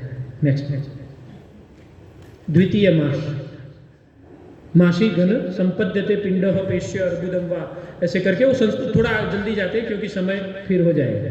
घन पिंड हुआ तो पुरुष पेशी के जैसा हुआ, द्वितीय मास में उसका आकार कैसा होता है तो स्त्री, और अर्बुद जैसा हुआ गोल स्वरूप में ऐसे तो नपुंसक, ऐसे हो जाए। नेक्स्ट द्वितीय मास की परिचर्या वही मधुर शीत प्रवाही आहार का सेवन, औषधि में अस्वंतक, कृष्ण, तिल, मंजिष्ठा, शतावरी, इसको टैबलेट के स्वरूप में दे सकते हैं। नेक्स्ट तृतीय मास, सर्व इंद्रिय युक्त, सर्व अंग अवयव युक्त गर्भ निर्माण। तीसरे महीने में सब कुछ बन जाता है लेकिन अति सूक्ष्म स्वरूप, अति सूक्ष्म। 7वें महीने में सबसे ज्यादा अभिवृद्धि होती है, बच्चे का डेवलपमेंट 6ठे महीने में जो होता है ना वो उससे दुगुना एक ही महीने में हो जाए, लेकिन तीसरे महीने में जो बना है वही विस्तार होगा।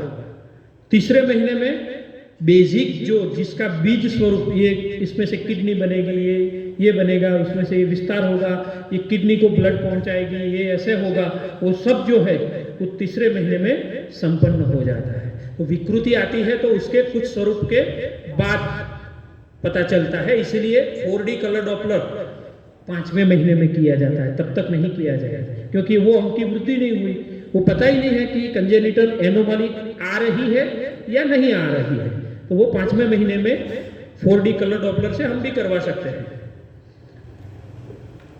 तृतीय मास की परिचर्या, दूध में घी और मधु लेकिन असमान मात्रा में, ये ध्यान रखो। दूसरा, मधु है वो उष्ण दुग्ध के साथ देते हैं तो विरुद्ध आहार, उष्ण मधु को उष्ण के साथ नहीं दिया जाता, मधु को सर्पी के साथ समान मात्रा में घी के साथ नहीं दिया जाता, तो असमान मात्रा में एक चम्मच तो दूसरा 2 चम्मच, दिन में 2 बार, एक बार शहद डाल के लो, एक बार घी डाल के लो, ऐसे भी कर सकते हैं। ठीक है, साठी चावल देना है और यहाँ रक्तसाली भी देना है, ऐसे ऐसे। वृक्षादनिक, क्षीर काकोली, प्रियंगु, नीलोत्पल और सारीवा, ये तृतीय मास। नेक्स्ट चतुर्थ, गर्भ स्थिरता प्राप्त कर चुका है, मिसकैरेज की संभावना नहीं। आ चतुर्था तत्व मासात प्रस्त्रवेद गर्भ विच्युति ही ततो स्थिर शरीर से पात हो पंचम षष्ठियो हो। तो पहले 4 महीने में जो गर्भ निकलेगा उसको गर्भस्राव कहा जाएगा, ततः पंचम षष्ठियो हो, उसके बाद गर्भपात मतलब डेथ, बच्चे का डेथ हुआ और मिसकैरेज हुआ, दोनों में अंतर है। तो हमारे यहाँ भी ये व्याख्या मिलती है हमें कि उसको डेथ कैसे कहा जाएगा और कभी सिर्फ गर्भस्राव किसको कहा जाएगा, उसकी स्पष्ट व्याख्या हमारे यहाँ है। सर्व अंग प्रत्यंग के विभाग स्पष्ट हो जाते हैं। हृदय, यहाँ क्या है, अभी अष्टावक्र मुनि का हमने एग्जाम्पल देखा, चौथा महीना सबसे इंपॉर्टेंट है, उसमें क्या लिखा है, नेक्स्ट देखते हैं। चरक थोड़ा सा मत भिन्नता है, द्वयी हृदयाम च नारी दौरदी, चरक संहिता में तृतीय, सुश्रुत चतुर्थ, अष्टांग हृदय द्वितीय को, हरित तृतीय को, काश्यप संहिता तृतीय मास को ऐसे बोलते हैं। प्रचलन में हमें चौथे महीने में याद है कि चौथा महीना ये दौर हृदय की अवस्था है। उसमें क्या है, हम कंपलसरी ये हर एक दंपति को काउंसलिंग में बोलते हैं, चौथे महीने के काउंसलिंग में, कि गर्भिणी की इच्छा को तोड़ना नहीं है। क्योंकि क्या होगा? अनाक्ष, खंड, कुब्ज, एकाक्ष मतलब बिना आंखों वाला, कुब्ज एकदम वो स्कोलियोसिस जिसको बोलते हैं, ऐसी विकृत वो आत्मा पिछले 50, 100, 200, 500 कितने सालों के बाद वो मनुष्य जन्म धारण कर रही है। क्यों ऐसा करना है? उसका कारण ये है, मुझे जो पता चला, अन्य सब जगह से पढ़ के वो मैं बोल रहा हूँ। क्योंकि 200 साल के बाद मान लो वही जीवात्मा का मनुष्य जन्म हो रहा है, तो अकेला मनुष्य जन्म ऐसा है कि जो हम अपनी इच्छा पूर्ण कर सकते हैं, हमारे पाप और पुण्य उसको क्षय और वृद्धि कर सकते हैं। हमें कर्म को काटने का अधिकार सिर्फ मनुष्य जन्म है। प्राणी, पशु, पक्षी सिर्फ आयु भोग के उसको पूर्ण करना जरूरी है, इसलिए मनुष्य को उत्तम कहा गया है। तो क्या होगा? 200 साल से पहले मान लो वो मनुष्य जन्म था, तो ऊपर वाला पहला सर्टिफिकेट इश्यू करता है, गर्भ रह गया है, तुझे अभी 6 महीनों के बाद दिव्य मनुष्य जन्म धारण करना है, और तेरा हृदय अभी बन गया, जैसे सादी भाषा में बोले तो हृदय बन गया, चेतना धातु की स्थापना हो गई। चेतना यानी इच्छा। तो जो भी मनुष्य के जीवन में, तुम्हारे जीवन में जो भी इच्छा हो रही है तो पूर्ण कर लो, जाओ तुम्हारा जीवन जी लो। तो उसके बाद चौथे महीने से एकदम परिवर्तन आता है, और वो अगले कई जन्मों की जो इच्छाएं हैं अधूरी, वो एकदम से उत्पन्न हो जाती, लेकिन स्वतंत्र अस्तित्व तो है ही नहीं। फिर क्या होगा? तो वो नाभि नाल से माता के हृदय से जुड़ा है, तो अपनी इच्छा व्यक्त नहीं कर सकता, तो फोर्सफुली वो माता के हृदय में फेंक देता है। तो माता को क्या होता है? ऑरेंज बहुत पसंद था, लेकिन अभी तो पसंद नहीं आ रहा है। अगरबत्ती की खुशबू थोड़ी सी भी पसंद नहीं थी, लेकिन अभी पसंद आ रही है। जो पाता था वो नहीं पाता, जो पसंद था वो नापसंद हो रहा है, नापसंद है वो पसंदगी में आ रहा है। ये क्या, मेरा स्वभाव कैसे बदल गया? शांति रखो, 6 महीने ऐसा रहेगा। तुम्हारी इच्छा नहीं है, तुम दो हृदय हो, तुम्हारे शरीर में 2 हृदय है, तो जो तुम्हारे स्वभाव से, जन्म से के स्वभाव से विपरीत इच्छा है, उसको 2 हृदय की इच्छा कहते हैं। ये स्पष्टीकरण करो हर एक को, बोलो पतिदेव को, बोलो कि पूर्ण तरीके से अपनी पत्नी की सब इच्छाएं व्याजबी होनी चाहिए, वो इच्छाएं पूर्ण करो। नहीं तो इतनी पीड़ा, वो अपने आप को नहीं होता, कोई बच्चा होता है इसकी इच्छा पूरी नहीं होती तो मारता है, ऐसा करता है, बैठ जाता है, तो गर्भ अपने आप को पीड़ा देता है, क्यों मेरी इच्छा पूरी नहीं हुई, मैं मनुष्य जन्म धारण करना चाहता हूं। इसी की वजह से वो अपने आप को हर्ट करता है, और ये खंड, कुब्ज, एकाक्ष, अनाक्ष ऐसी विकृतियां पैदा हो जाती है। जो अष्टावक्र मुनि को मैंने बोला ना, तो इसीलिए गर्भावस्था में स्त्री की जो उसके स्वभाव से विपरीत इच्छा हो रही है, हर एक पुरुष को पूर्ण करनी है, ये समझाना है। 2 हृदय, क्योंकि अभी तो सोनोग्राफी है, पहले तो नहीं था, तो इतने सिम्टम्स है कि जो 2 हृदय की अवस्था को निर्धारण करे। आस्य संस्रवण, आर्त अदर्शन, छर्दी, अरोचक, अम्ल कामता। देखो अम्ल कामता शब्द, खट्टा खाने का जी कर रहा है, तो ये है, ये 2 हृदय की अवस्था आ चुकी है। विदाउट सोनोग्राफी ये डिसीजन, ये हमारे मार्कर है कि इतने हम देख सकते हैं। चक्षु पोक ग्लानि। नेक्स्ट, 2 हृदय का अवमान। देखिए ये 2 हृदय विमाननाथ कुब्जम कोणी खंज जड़ वामन विकृताक्ष अनक्ष नारी सुतम जनयति। इसीलिए अपने आप को पीड़ा देता है, इसलिए ऐसा नहीं होने देना। नेक्स्ट, दूध का निकाला हुआ, दूध को मथन करके उसमें से मक्खन निकाल, दूध का क्रीम, मक्खन नहीं क्रीम, बिना जमाए, दही बनाए बिना, अंदर का जो है वो देना है। साठी चावल रक्तशाली दूध के साथ दो, दोपहर में खाना है तो दही के साथ, चौथे महीने में छुट्टी के साथ, कि हम वैद्यराज ऐसे हैं कि कभी दधी की छुट्टी नहीं देते हैं, लेकिन गर्भावस्था में चौथे महीने में आप खा सकते हो, सब अम्ल रस सब खा सकते हो। देखिए माता का वर्ण और संतान का वर्ण। पंचमे मास में क्या होता है? मांस और रक्त का अधिक संचय होता है, मन प्रबुद्धतर होता है। नेक्स्ट, दूध और घृत का पान, साठी चावल, दोनों ब्रूति गंबारी क्षीरी वृक्षों की छाल का चूर्ण घृत के साथ देना। नेक्स्ट, पंचम मास में हम 2-4 प्रयोग करवाते हैं, क्योंकि चंद्रमा वो अन्य शास्त्रों से आया है, वो मन का कारक है। तो चंद्रमा की किरणों में चांदी की कटोरी में दूध रख के उसको हम पिलाते हैं, ताकि चंद्रमा की किरणें पड़े, मन सत्वयुक्त बने। क्योंकि बहुत सारा खाना खाने के बावजूद भी सत्वता इतनी नहीं आती है, तो हम सत्वयुक्त आहार तो देंगे, लेकिन पूरी रात वो कटोरी में चंद्रमा की किरणें होनी चाहिए, और ऐसे दूध जो है वो सुबह में पीना है। घृत मंड पान करना है। ऐसा है कि कोई भी स्त्री अति मरीच, अति इस तीखे पद कटु रस प्रधान आहार का सेवन करती है, तो उसका बच्चा ऐसे होता है। तैल प्रधान मधु प्रधान ज्यादा लेते हैं तो उसका बच्चा स्याव होता है, ज्यादा कटु रस प्रधान है तो कृष्ण वर्ण का होता है। और अभी गर्भिणी स्त्री घृत मंड का अभ्यास करती है। मंड पता है ना?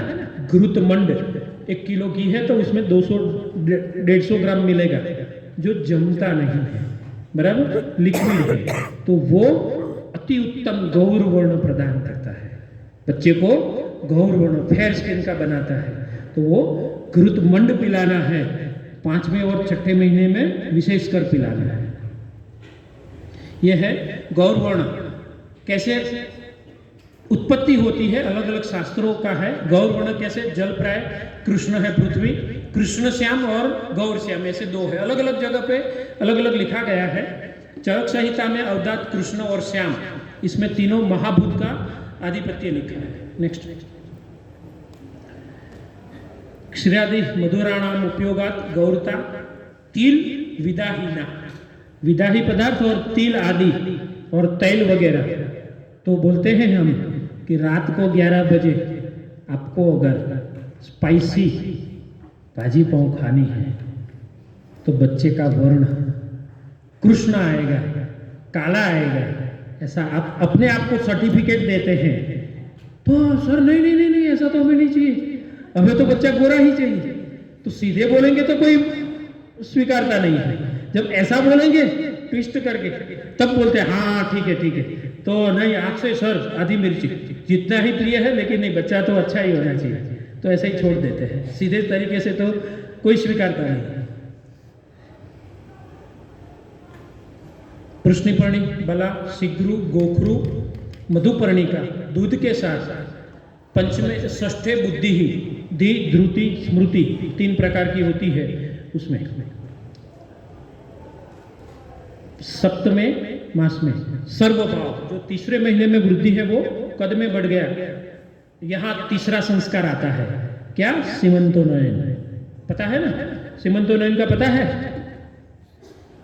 सीमंत स्र नहीं है, श्रीमंत यानी पैसा दाता, सौ सस्से वाला सौ, सीमंतोनयन, बराबर। तो क्या है?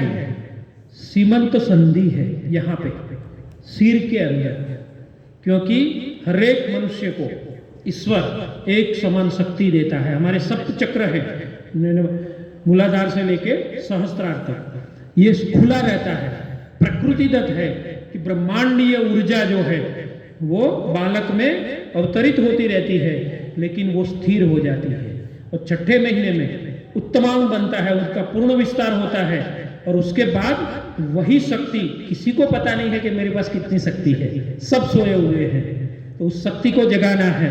तो वो शक्ति है वो जगती है, लेकिन उसके कुछ कारण होते हैं। लेकिन जैसे ही वो शक्ति स्थापित हो गई, ब्रह्मांडीय ऊर्जा ने अपना काम कर लिया, उसके बाद में सीमंत संधि बंद हो जाएगी, उन्नत हो जाएगी, और इसके बारे में यहाँ ऐसे एकदम कठिन अस्थि का निर्माण होता है। वो इतनी कठिन अस्थि होती है, उसको उत्सव के स्वरूप में मनाया जाता है, क्योंकि वो बच्चे ने अब सिद्धि प्राप्त कर ली है, ब्रह्मांडीय ऊर्जा को अपने आप में समा लिया है। इसीलिए किसी को नहीं पता है, आज तक पता था किसी को कि सीमंतोन्नयन संस्कार क्यों किया जाता है? तो इसका उत्साह, जब भी हम प्राप्त करते हैं सिद्धि, तब एंजॉय करते हैं ना, पार्टी देते हैं, तो उसी पार्टी के स्वरूप में उस बच्चे ने ब्रह्मांडीय ऊर्जा को अपने आप में समा लिया है और सीमंत संधि उनके अंदर बन गई है, वो उन्नत हो गई है, ब्रह्मरंध्र का निर्माण हो चुका है, जहां से जीव निकलता है, वो हो चुका है। और उसी के लिए उत्साह के स्वरूप में सब स्त्रियां इकट्ठी होती है, घर परिवार संबंधी, वो महिला आती है और कान में सब उत्साहवर्धक शब्दों को बोल के आशीर्वाद देती है, उसको उत्साहपूर्वक मनाया जाता है। नेक्स्ट, किक्किस, सबसे ज्यादा छठे सातवें महीने से किक्किस की उत्पत्ति होती है, क्योंकि गर्भाशय इतना था। उदर को पता नहीं है, उदर की चमड़ी को तो पता नहीं है कि अंदर गर्भाशय है, उसको तो एब्डोमेन जो भी ऑर्गन है वो रखे हुए हैं, लेकिन गर्भाशय अंदर से बढ़ रहा है, तो उदर की चमड़ी फट रही है, ऐसे समझो, ऐसे वो एकदम किसी को जैसे वो बलून होता है, इसको खींचते हैं तो कैसे फटता है, वैसे अंदर से गर्भाशय तो बढ़ रहा है, तो चमड़ी फटती जाती है, उसके सेल मल्टीप्लाई होते जाते हैं, तो उसकी वजह से किक्किस और कंडूब होता है। उसके लिए बहुत सारा उपयोग, चंदन और कमल पुष्प के कल्प का लेपन करो, मक्खन खाते रहना है, उसका लेपन भी करना है, मालती पुष्प और मधुक से सिद्ध पानी से परिषेक कर सकते हैं, जलन हो रही है तो ऐसे। आहार, सिंघाड़ा, कमलकंद, मुनक्का, कशेरू, मुलेठी, देखिए औषध भी कैसे दिए गए कि किस और उसके हिसाब से यही दिया गया। नेक्स्ट, सप्तमें महीने में एक और होता है, सब इंद्रियां स्थापित हो जाती है, मतलब हम गर्भ संवाद करवाते हैं। गर्भ संवाद क्यों? बच्चा कैपेबल हो गया, मन बन गया, बुद्धि स्थापित हो गई, सब हो गया, सब सातवें महीने में सिद्ध हो गया, तो अब वो बच्चा ग्रास्पिंग करता है। कैसे? हम बोलते हैं दंपति को कि आप करो, एक गीत बजाओ और बच्चे को बोलो पहले क्या करना है, माता को 11 बार ओम का उच्चार करके शांति रखनी, मोबाइल को स्विच ऑफ, टीवी बंद, एकदम शांति का वातावरण, और अपने इष्ट देवता, कुलदेवी माता, जो भी आप भगवान को मानते हैं, उनका स्मरण करके, उनका उच्चारण करके शांत हो जाओ, क्योंकि बच्चा इतना सा भी वाइब्रेशन को पहचान नहीं पाएगा। इसीलिए आपको उसके साथ सेतु बंधन करना है, मानस सेतु। तो क्या करना है कि देख बेटा, देख बेटी, तू अंदर जो भी है मुझे पता नहीं है, लेकिन मैं बहुत अच्छा एक गीत मैं सुनाता हूँ, अगर तुम्हें पसंद आता है तो एकदम एक्टिवेट हो जाओ, अपनी माता को संदेश भेजो, एकदम सक्रिय हो जाओ, अगर तुम्हें नापसंद है तो शांत हो जाओ। और दूसरे दिन, तीसरे दिन और 7वां महीना जब पूरा होके आती है तो महिला बोलती, सर क्या बात है, इतना बच्चा रिस्पॉन्ड करता है, तुरंत पता चल जाता है कि हाँ बच्चे को पसंद है, ये बच्चे को ना पसंद है, तो इसीलिए हम उसका पालन करते हैं। तो गर्भ संवाद हर रोज 10 मिनट 20 मिनट करवाना है, यही सच्चा गर्भ। बाकी तो ऐप में तो सब बहुत सारा कुछ है, किसी को कुछ पता नहीं। क्यों? तो मन और बुद्धि हो गई, मन है वो सारथी है, 10 इंद्रियों का उपेंद्रिय भी कहा गया, वो सारथी है, उसको पकड़ता है। तो आंख को रूप का दर्शन करना, जीवा को आस्वादन, जीवा दोनों है, कर्मेंद्रिय और ज्ञानेंद्रिय, शब्द का उच्चारण, रस का आस्वादन, ये सब इंद्रियां मन के कंट्रोल में आ जाती है। इसीलिए आप खाओ कि चलो मैं रसगुल्ला खाती हूँ बेटा, इसका रस का आस्वादन तुम्हें होगा, तुम्हें पसंद आता है तो अपना उसको मैसेज भेजो, ऐसे करके वो हर एक इंद्रियों का एक से प्रयोग बताते हैं, तो माता बहुत खुश हो जाती है। अष्टमी में ओज अस्थिर होता है। नेक्स्ट, कपित्त, ब्रूति, ऐसे सब औषधियां हैं, बस्ती यहाँ पे देनी चाहिए। आगे नवम मास प्रसव काल है, नहीं ये देखिए 12 महीने तक प्रसव काल कहा गया हमारे ग्रंथों में, सिर्फ 9 महीना, और अभी तो क्या, अभी 7 दिन हो गए, क्या हो गया, बच्चे का जन्म नहीं हो रहा है। अरे कहीं शांति से बैठो, क्या है, ऐसे तो नॉर्मल है, क्योंकि सिजेरियन का है, अपनी सर्जरी की दुकान चलानी है, तो हमें ताकतवर होना है कि इसको रोकना है। 10 महीने 9 महीने के ऊपर 10 दिन चले जाए, 15 दिन चले जाए, कोई दिक्कत नहीं है। हमारे ग्रंथकार बोलते हैं कोई प्रॉब्लम नहीं होगा। नेक्स्ट, एसटी मधु, अनंत मूल, क्षीर काकोली। नेक्स्ट, कालस्य परिमाणे, 9वें महीने के बाद प्रसूतावस्था। देखिए कैसे होता है उसका वर्णन, सेफलिक प्रेजेंटेशन। समझो क्या लिखा है, आभुग्नो अभिमुखम सेते गर्भो गर्भाशय स्त्रिया। मतलब अपने हेड को ऐसे करके जो गर्भस्थ शिशु है वो अपना स्थान ले लेता है 9वें महीने में, क्योंकि उसे प्रसव के लिए तैयार है। देखिए ये आदर्श था, वो भी बता दिया, और सेफलिक प्रेजेंटेशन का पूरा प्रेजेंटेशन। हम बोलते हैं कि हमारे पास तो कुछ पता नहीं था। क्या पता नहीं था? तुम्हें नहीं पता है, तुमने पढ़ा नहीं है, इसलिए शास्त्रों को क्यों दोष देते हो? हमारे यहाँ कोई भी है, मुझे समझ में नहीं आता, मेरा दोष है, शास्त्र का कभी दोष नहीं हो सकता। ये हमें ध्यान में रखना है। मुझे पता नहीं है, मैं अल्प बुद्धि हूं, यही सोचना है, क्योंकि हम शास्त्रों को कभी आक्षेपित मत करो, ये निंदित है। नेक्स्ट, बहुत सारी विकृति है, इसके बारे में नहीं जाते, आगे कुछ है इसलिए।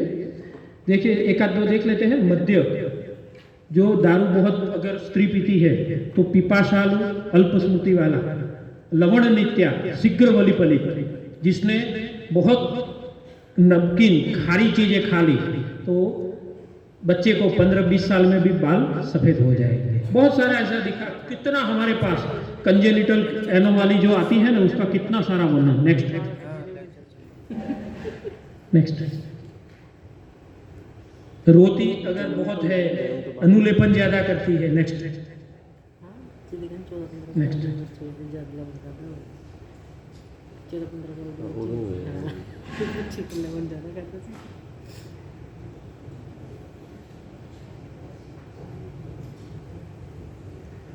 जात कर्म, 3 स्टेप हम करवाते हैं, बहुत कठिन है, बहुत शास्त्रों से लिया है। सबसे पहला, पुष्य नक्षत्र में बनाया हुआ सुवर्ण प्राशन तो चटाना है, सुवर्ण या रजत सलाकार से। कैसे? ऐसे अनामिका और अंगुष्ठ ऐसे पकड़ के उसको एक बूंद के स्वरूप में लेके उसको अभिमंत्रित करते हैं। 4 प्रकार के श्लोक है, वेदों और सब में लिखा है, उसको अभिमंत्रित करके उसको चटाना है। दूसरे स्टेप में 8 प्रकार के वेदों के श्लोक हैं, उनको कान में पढ़ने हैं। तो कैसे है कि जो बच्चे का जन्म हुआ वो बच्चे को सुला देना है गोदी में, और एक ऊपर पलंग के ऊपर बैठा है संबंधी, और नीचे जो बालक है उसका पिता। जात कर्म का अधिकार पिता को है, क्योंकि माता उस समय अर्ध बेहोशी में है, नॉर्मल या सिजेरियन, लेकिन अर्ध बेहोशी रहेगी, तो पिता करेंगे। तो नीचे बैठ के उनके कानों को शास्त्रों का, वेदों का पवित्र ध्वनि सुनाना है। ये जात कर्म है। सिर्फ सुवर्ण प्राशन चटाना ये नहीं, 3 है। सब इंद्रियों में 2 इंद्रिय सबसे बड़ी है। हम बोलते हैं ना कि आड़ा टेढ़ा बोल दिया तो ये जीभ ने तो झगड़ा करवा देती है। अभी विनीश जी है ना, बहुत बार बोलते हैं ना, ये खाओ मत करो, ये अभिसंधि, ये है, कितना सारा बहुत परहेज रखवाते हैं ना। यही जिह्वा लोलुपतावश अगर खा लेती है, बहुत सारे दोष पैदा कर देती है। और कान क्या है? इसने मुझे गाली दी, उसका मतलब था या नहीं पता वो नहीं, लेकिन हमने समझ लिया कि उसका मतलब गलत था, हम कर लेते थे। तो सबसे ज्यादा ये है, जिह्वा को सुवर्ण प्राशन दे दिया, कानों को वेदों का पवित्र ध्वनि सुनाना है। वो कान में, जैसे किसी को खान की बात हम कहते हैं कान में जाके, ऐसे करके वो बोलना है। 8 श्लोक। हम इतनी सात्विक दादागिरी करते हैं इस समय कि अगर कोई भी तुम्हारा गायनिक ये करने के लिए मना कर दे तो गायनिक को छोड़ दो। 780 दंपतियों ने हमारे कहने पर गायनिक को बदल दिया, 8वें महीने में बदल दिया है। ये सिद्धि है आयुर्वेद की। क्यों? 8वें महीने में कोई नहीं करता है, किसी को नहीं पता है अचानक गायनेक बदल देंगे तो क्या होगा। वो बोलते हैं कि नहीं हम ऐसा कुछ नहीं करने देंगे। अरे तो जा तू, चल बेटा, नहीं चाहिए तू, हमें तो वो मेरे वैद्य ने कहा है तो यही करना है, बस हम तुमको छोड़ देंगे, हम वैद्य को नहीं छोड़ेंगे। इतनी शक्ति प्रस्थापन करके बोलना है हमें। क्यों करना है वो उसे पहले एक्सेप्टेंस में लाना है कि इसीलिए हम अहंकार से बोलेंगे ऐसे नहीं है, सत्य से, सत्य के प्रस्थापन से ये स्वीकृति करवाने है। कानों को ये दे दिया।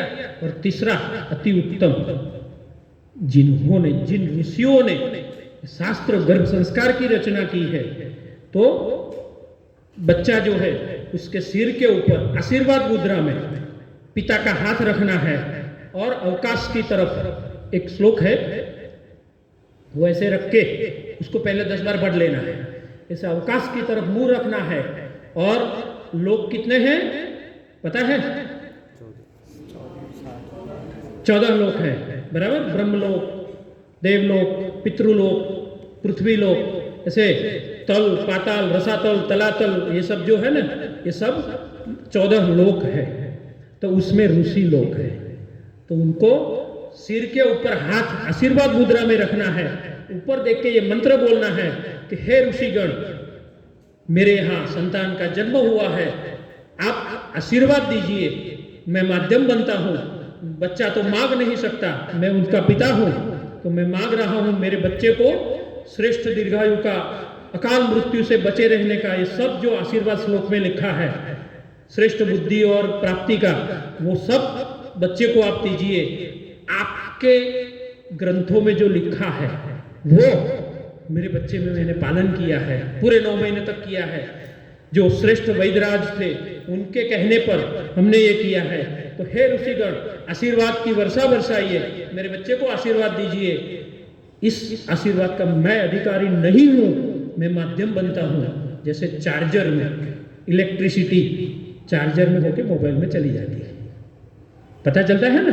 तो आशीर्वाद मैं माध्यम बनता हूं, बच्चा मांग नहीं सकता, तो वो जो आशीर्वाद है मुझ में होके बच्चे में चला जाए, तो आशीर्वाद दीजिए। ऐसे करके वो पूरा जात कर्म संस्कार ये खत्म होता है। मैं ऑथोरिटी के साथ बोलता हूँ, विश्व में कोई जगह पे इस तरह से जात कर्म संस्कार पूर्ण 500, 600, 800 साल पहले लुप्त हो चुकी परंपरा को हमने पुनर्जीवित किया। और 4200 ऐसे दंपतियों के यहाँ ऐसे जो शिशु का जन्म हुआ, ये जात कर्म संस्कार किया है।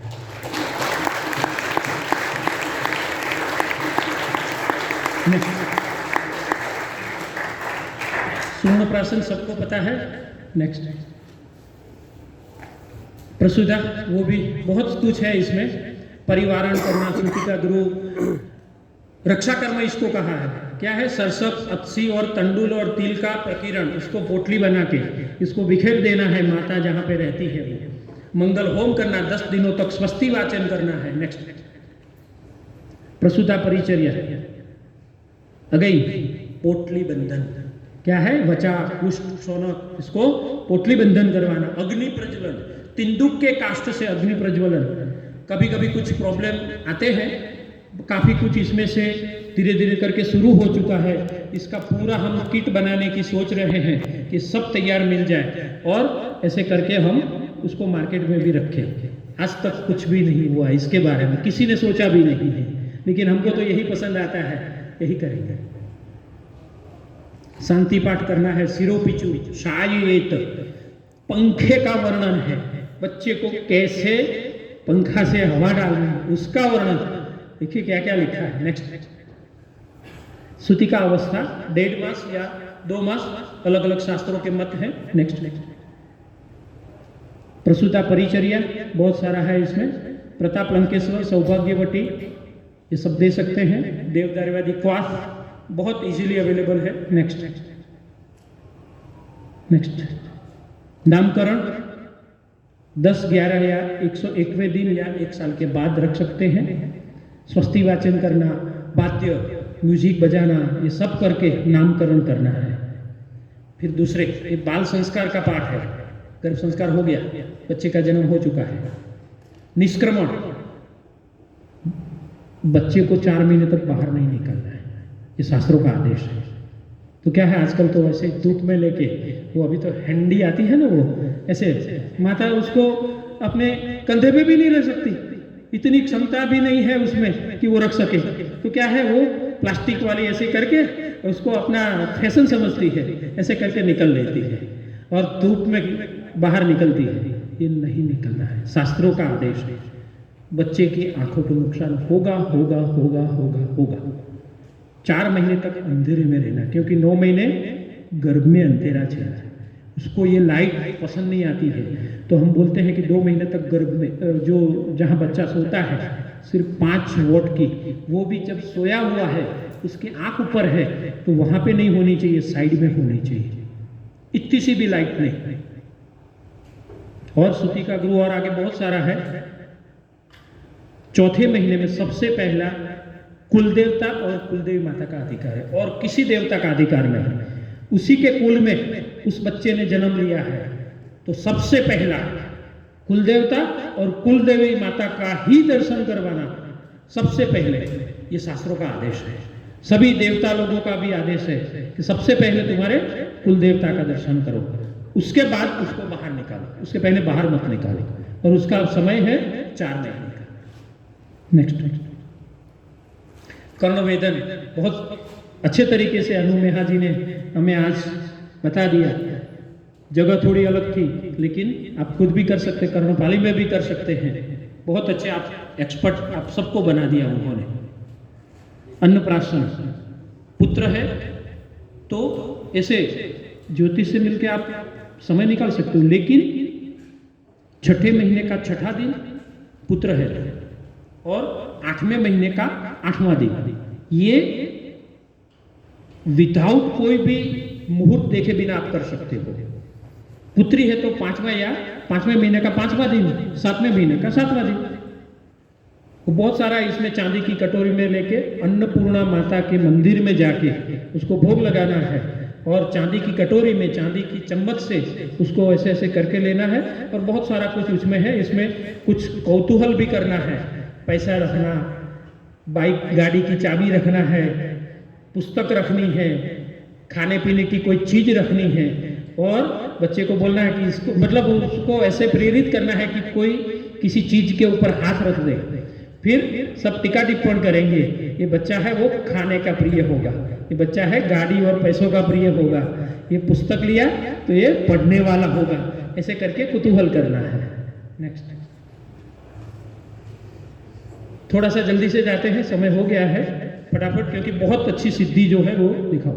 पहले मनीष भाई पटेल, पुई शुक्र का case. Next next next next देखिए, पस सेल्स कितने, 42 मिलियन, मोटिलिटी 30, पस, अरे सॉरी, काउंट 42 मिलियन, पस 45 to 50। ट्रीटमेंट के बाद 20 दिन के बाद 42 में से 70 मिलियन, 78, पस सेल्स उतने ही रहे। पस सेल्स की वजह से स्पर्म मर जाते हैं। तो देखिए नेक्स्ट स्लाइड में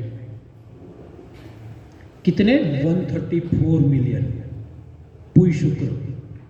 देखिए पस सेल्स कम हो गए, 50-60 थे तो कम हो गए, काउंट अपने आप बढ़ गए, सिर्फ 45 डेज में pregnancy positive. Next next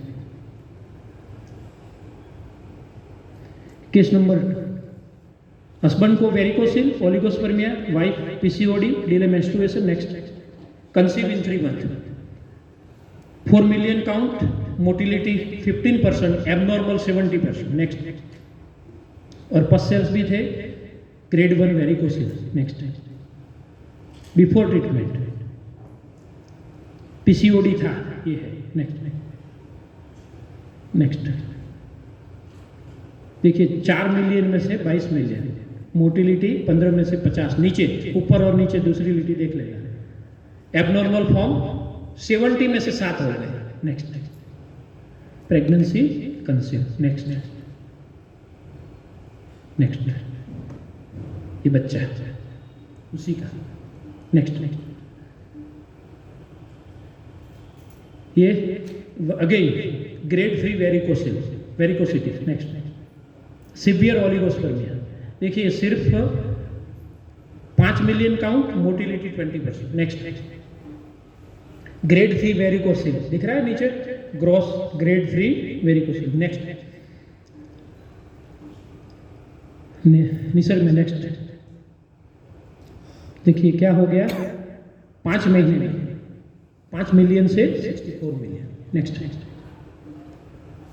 again कितने सारे हस्बैंड वाइफ दोनों को ट्यूबरक्यूलोसिस, हस्बैंड सिंगल टेस्टिस, वही अनडिसेंडेंट टेस्टिस वाला, एक निकला था एक नहीं निकला था, उसी के मेंटॉक्स टेस्ट वाइफ, ये रूबेला वैक्सीन दी गई। नेक्स्ट सेकंड लिस्ट एबॉर्शन की हिस्ट्री, कंक्लूजन ये combo of aspirin and steroid सब दिया, फिर भी थर्ड एबॉर्शन। नेक्स्ट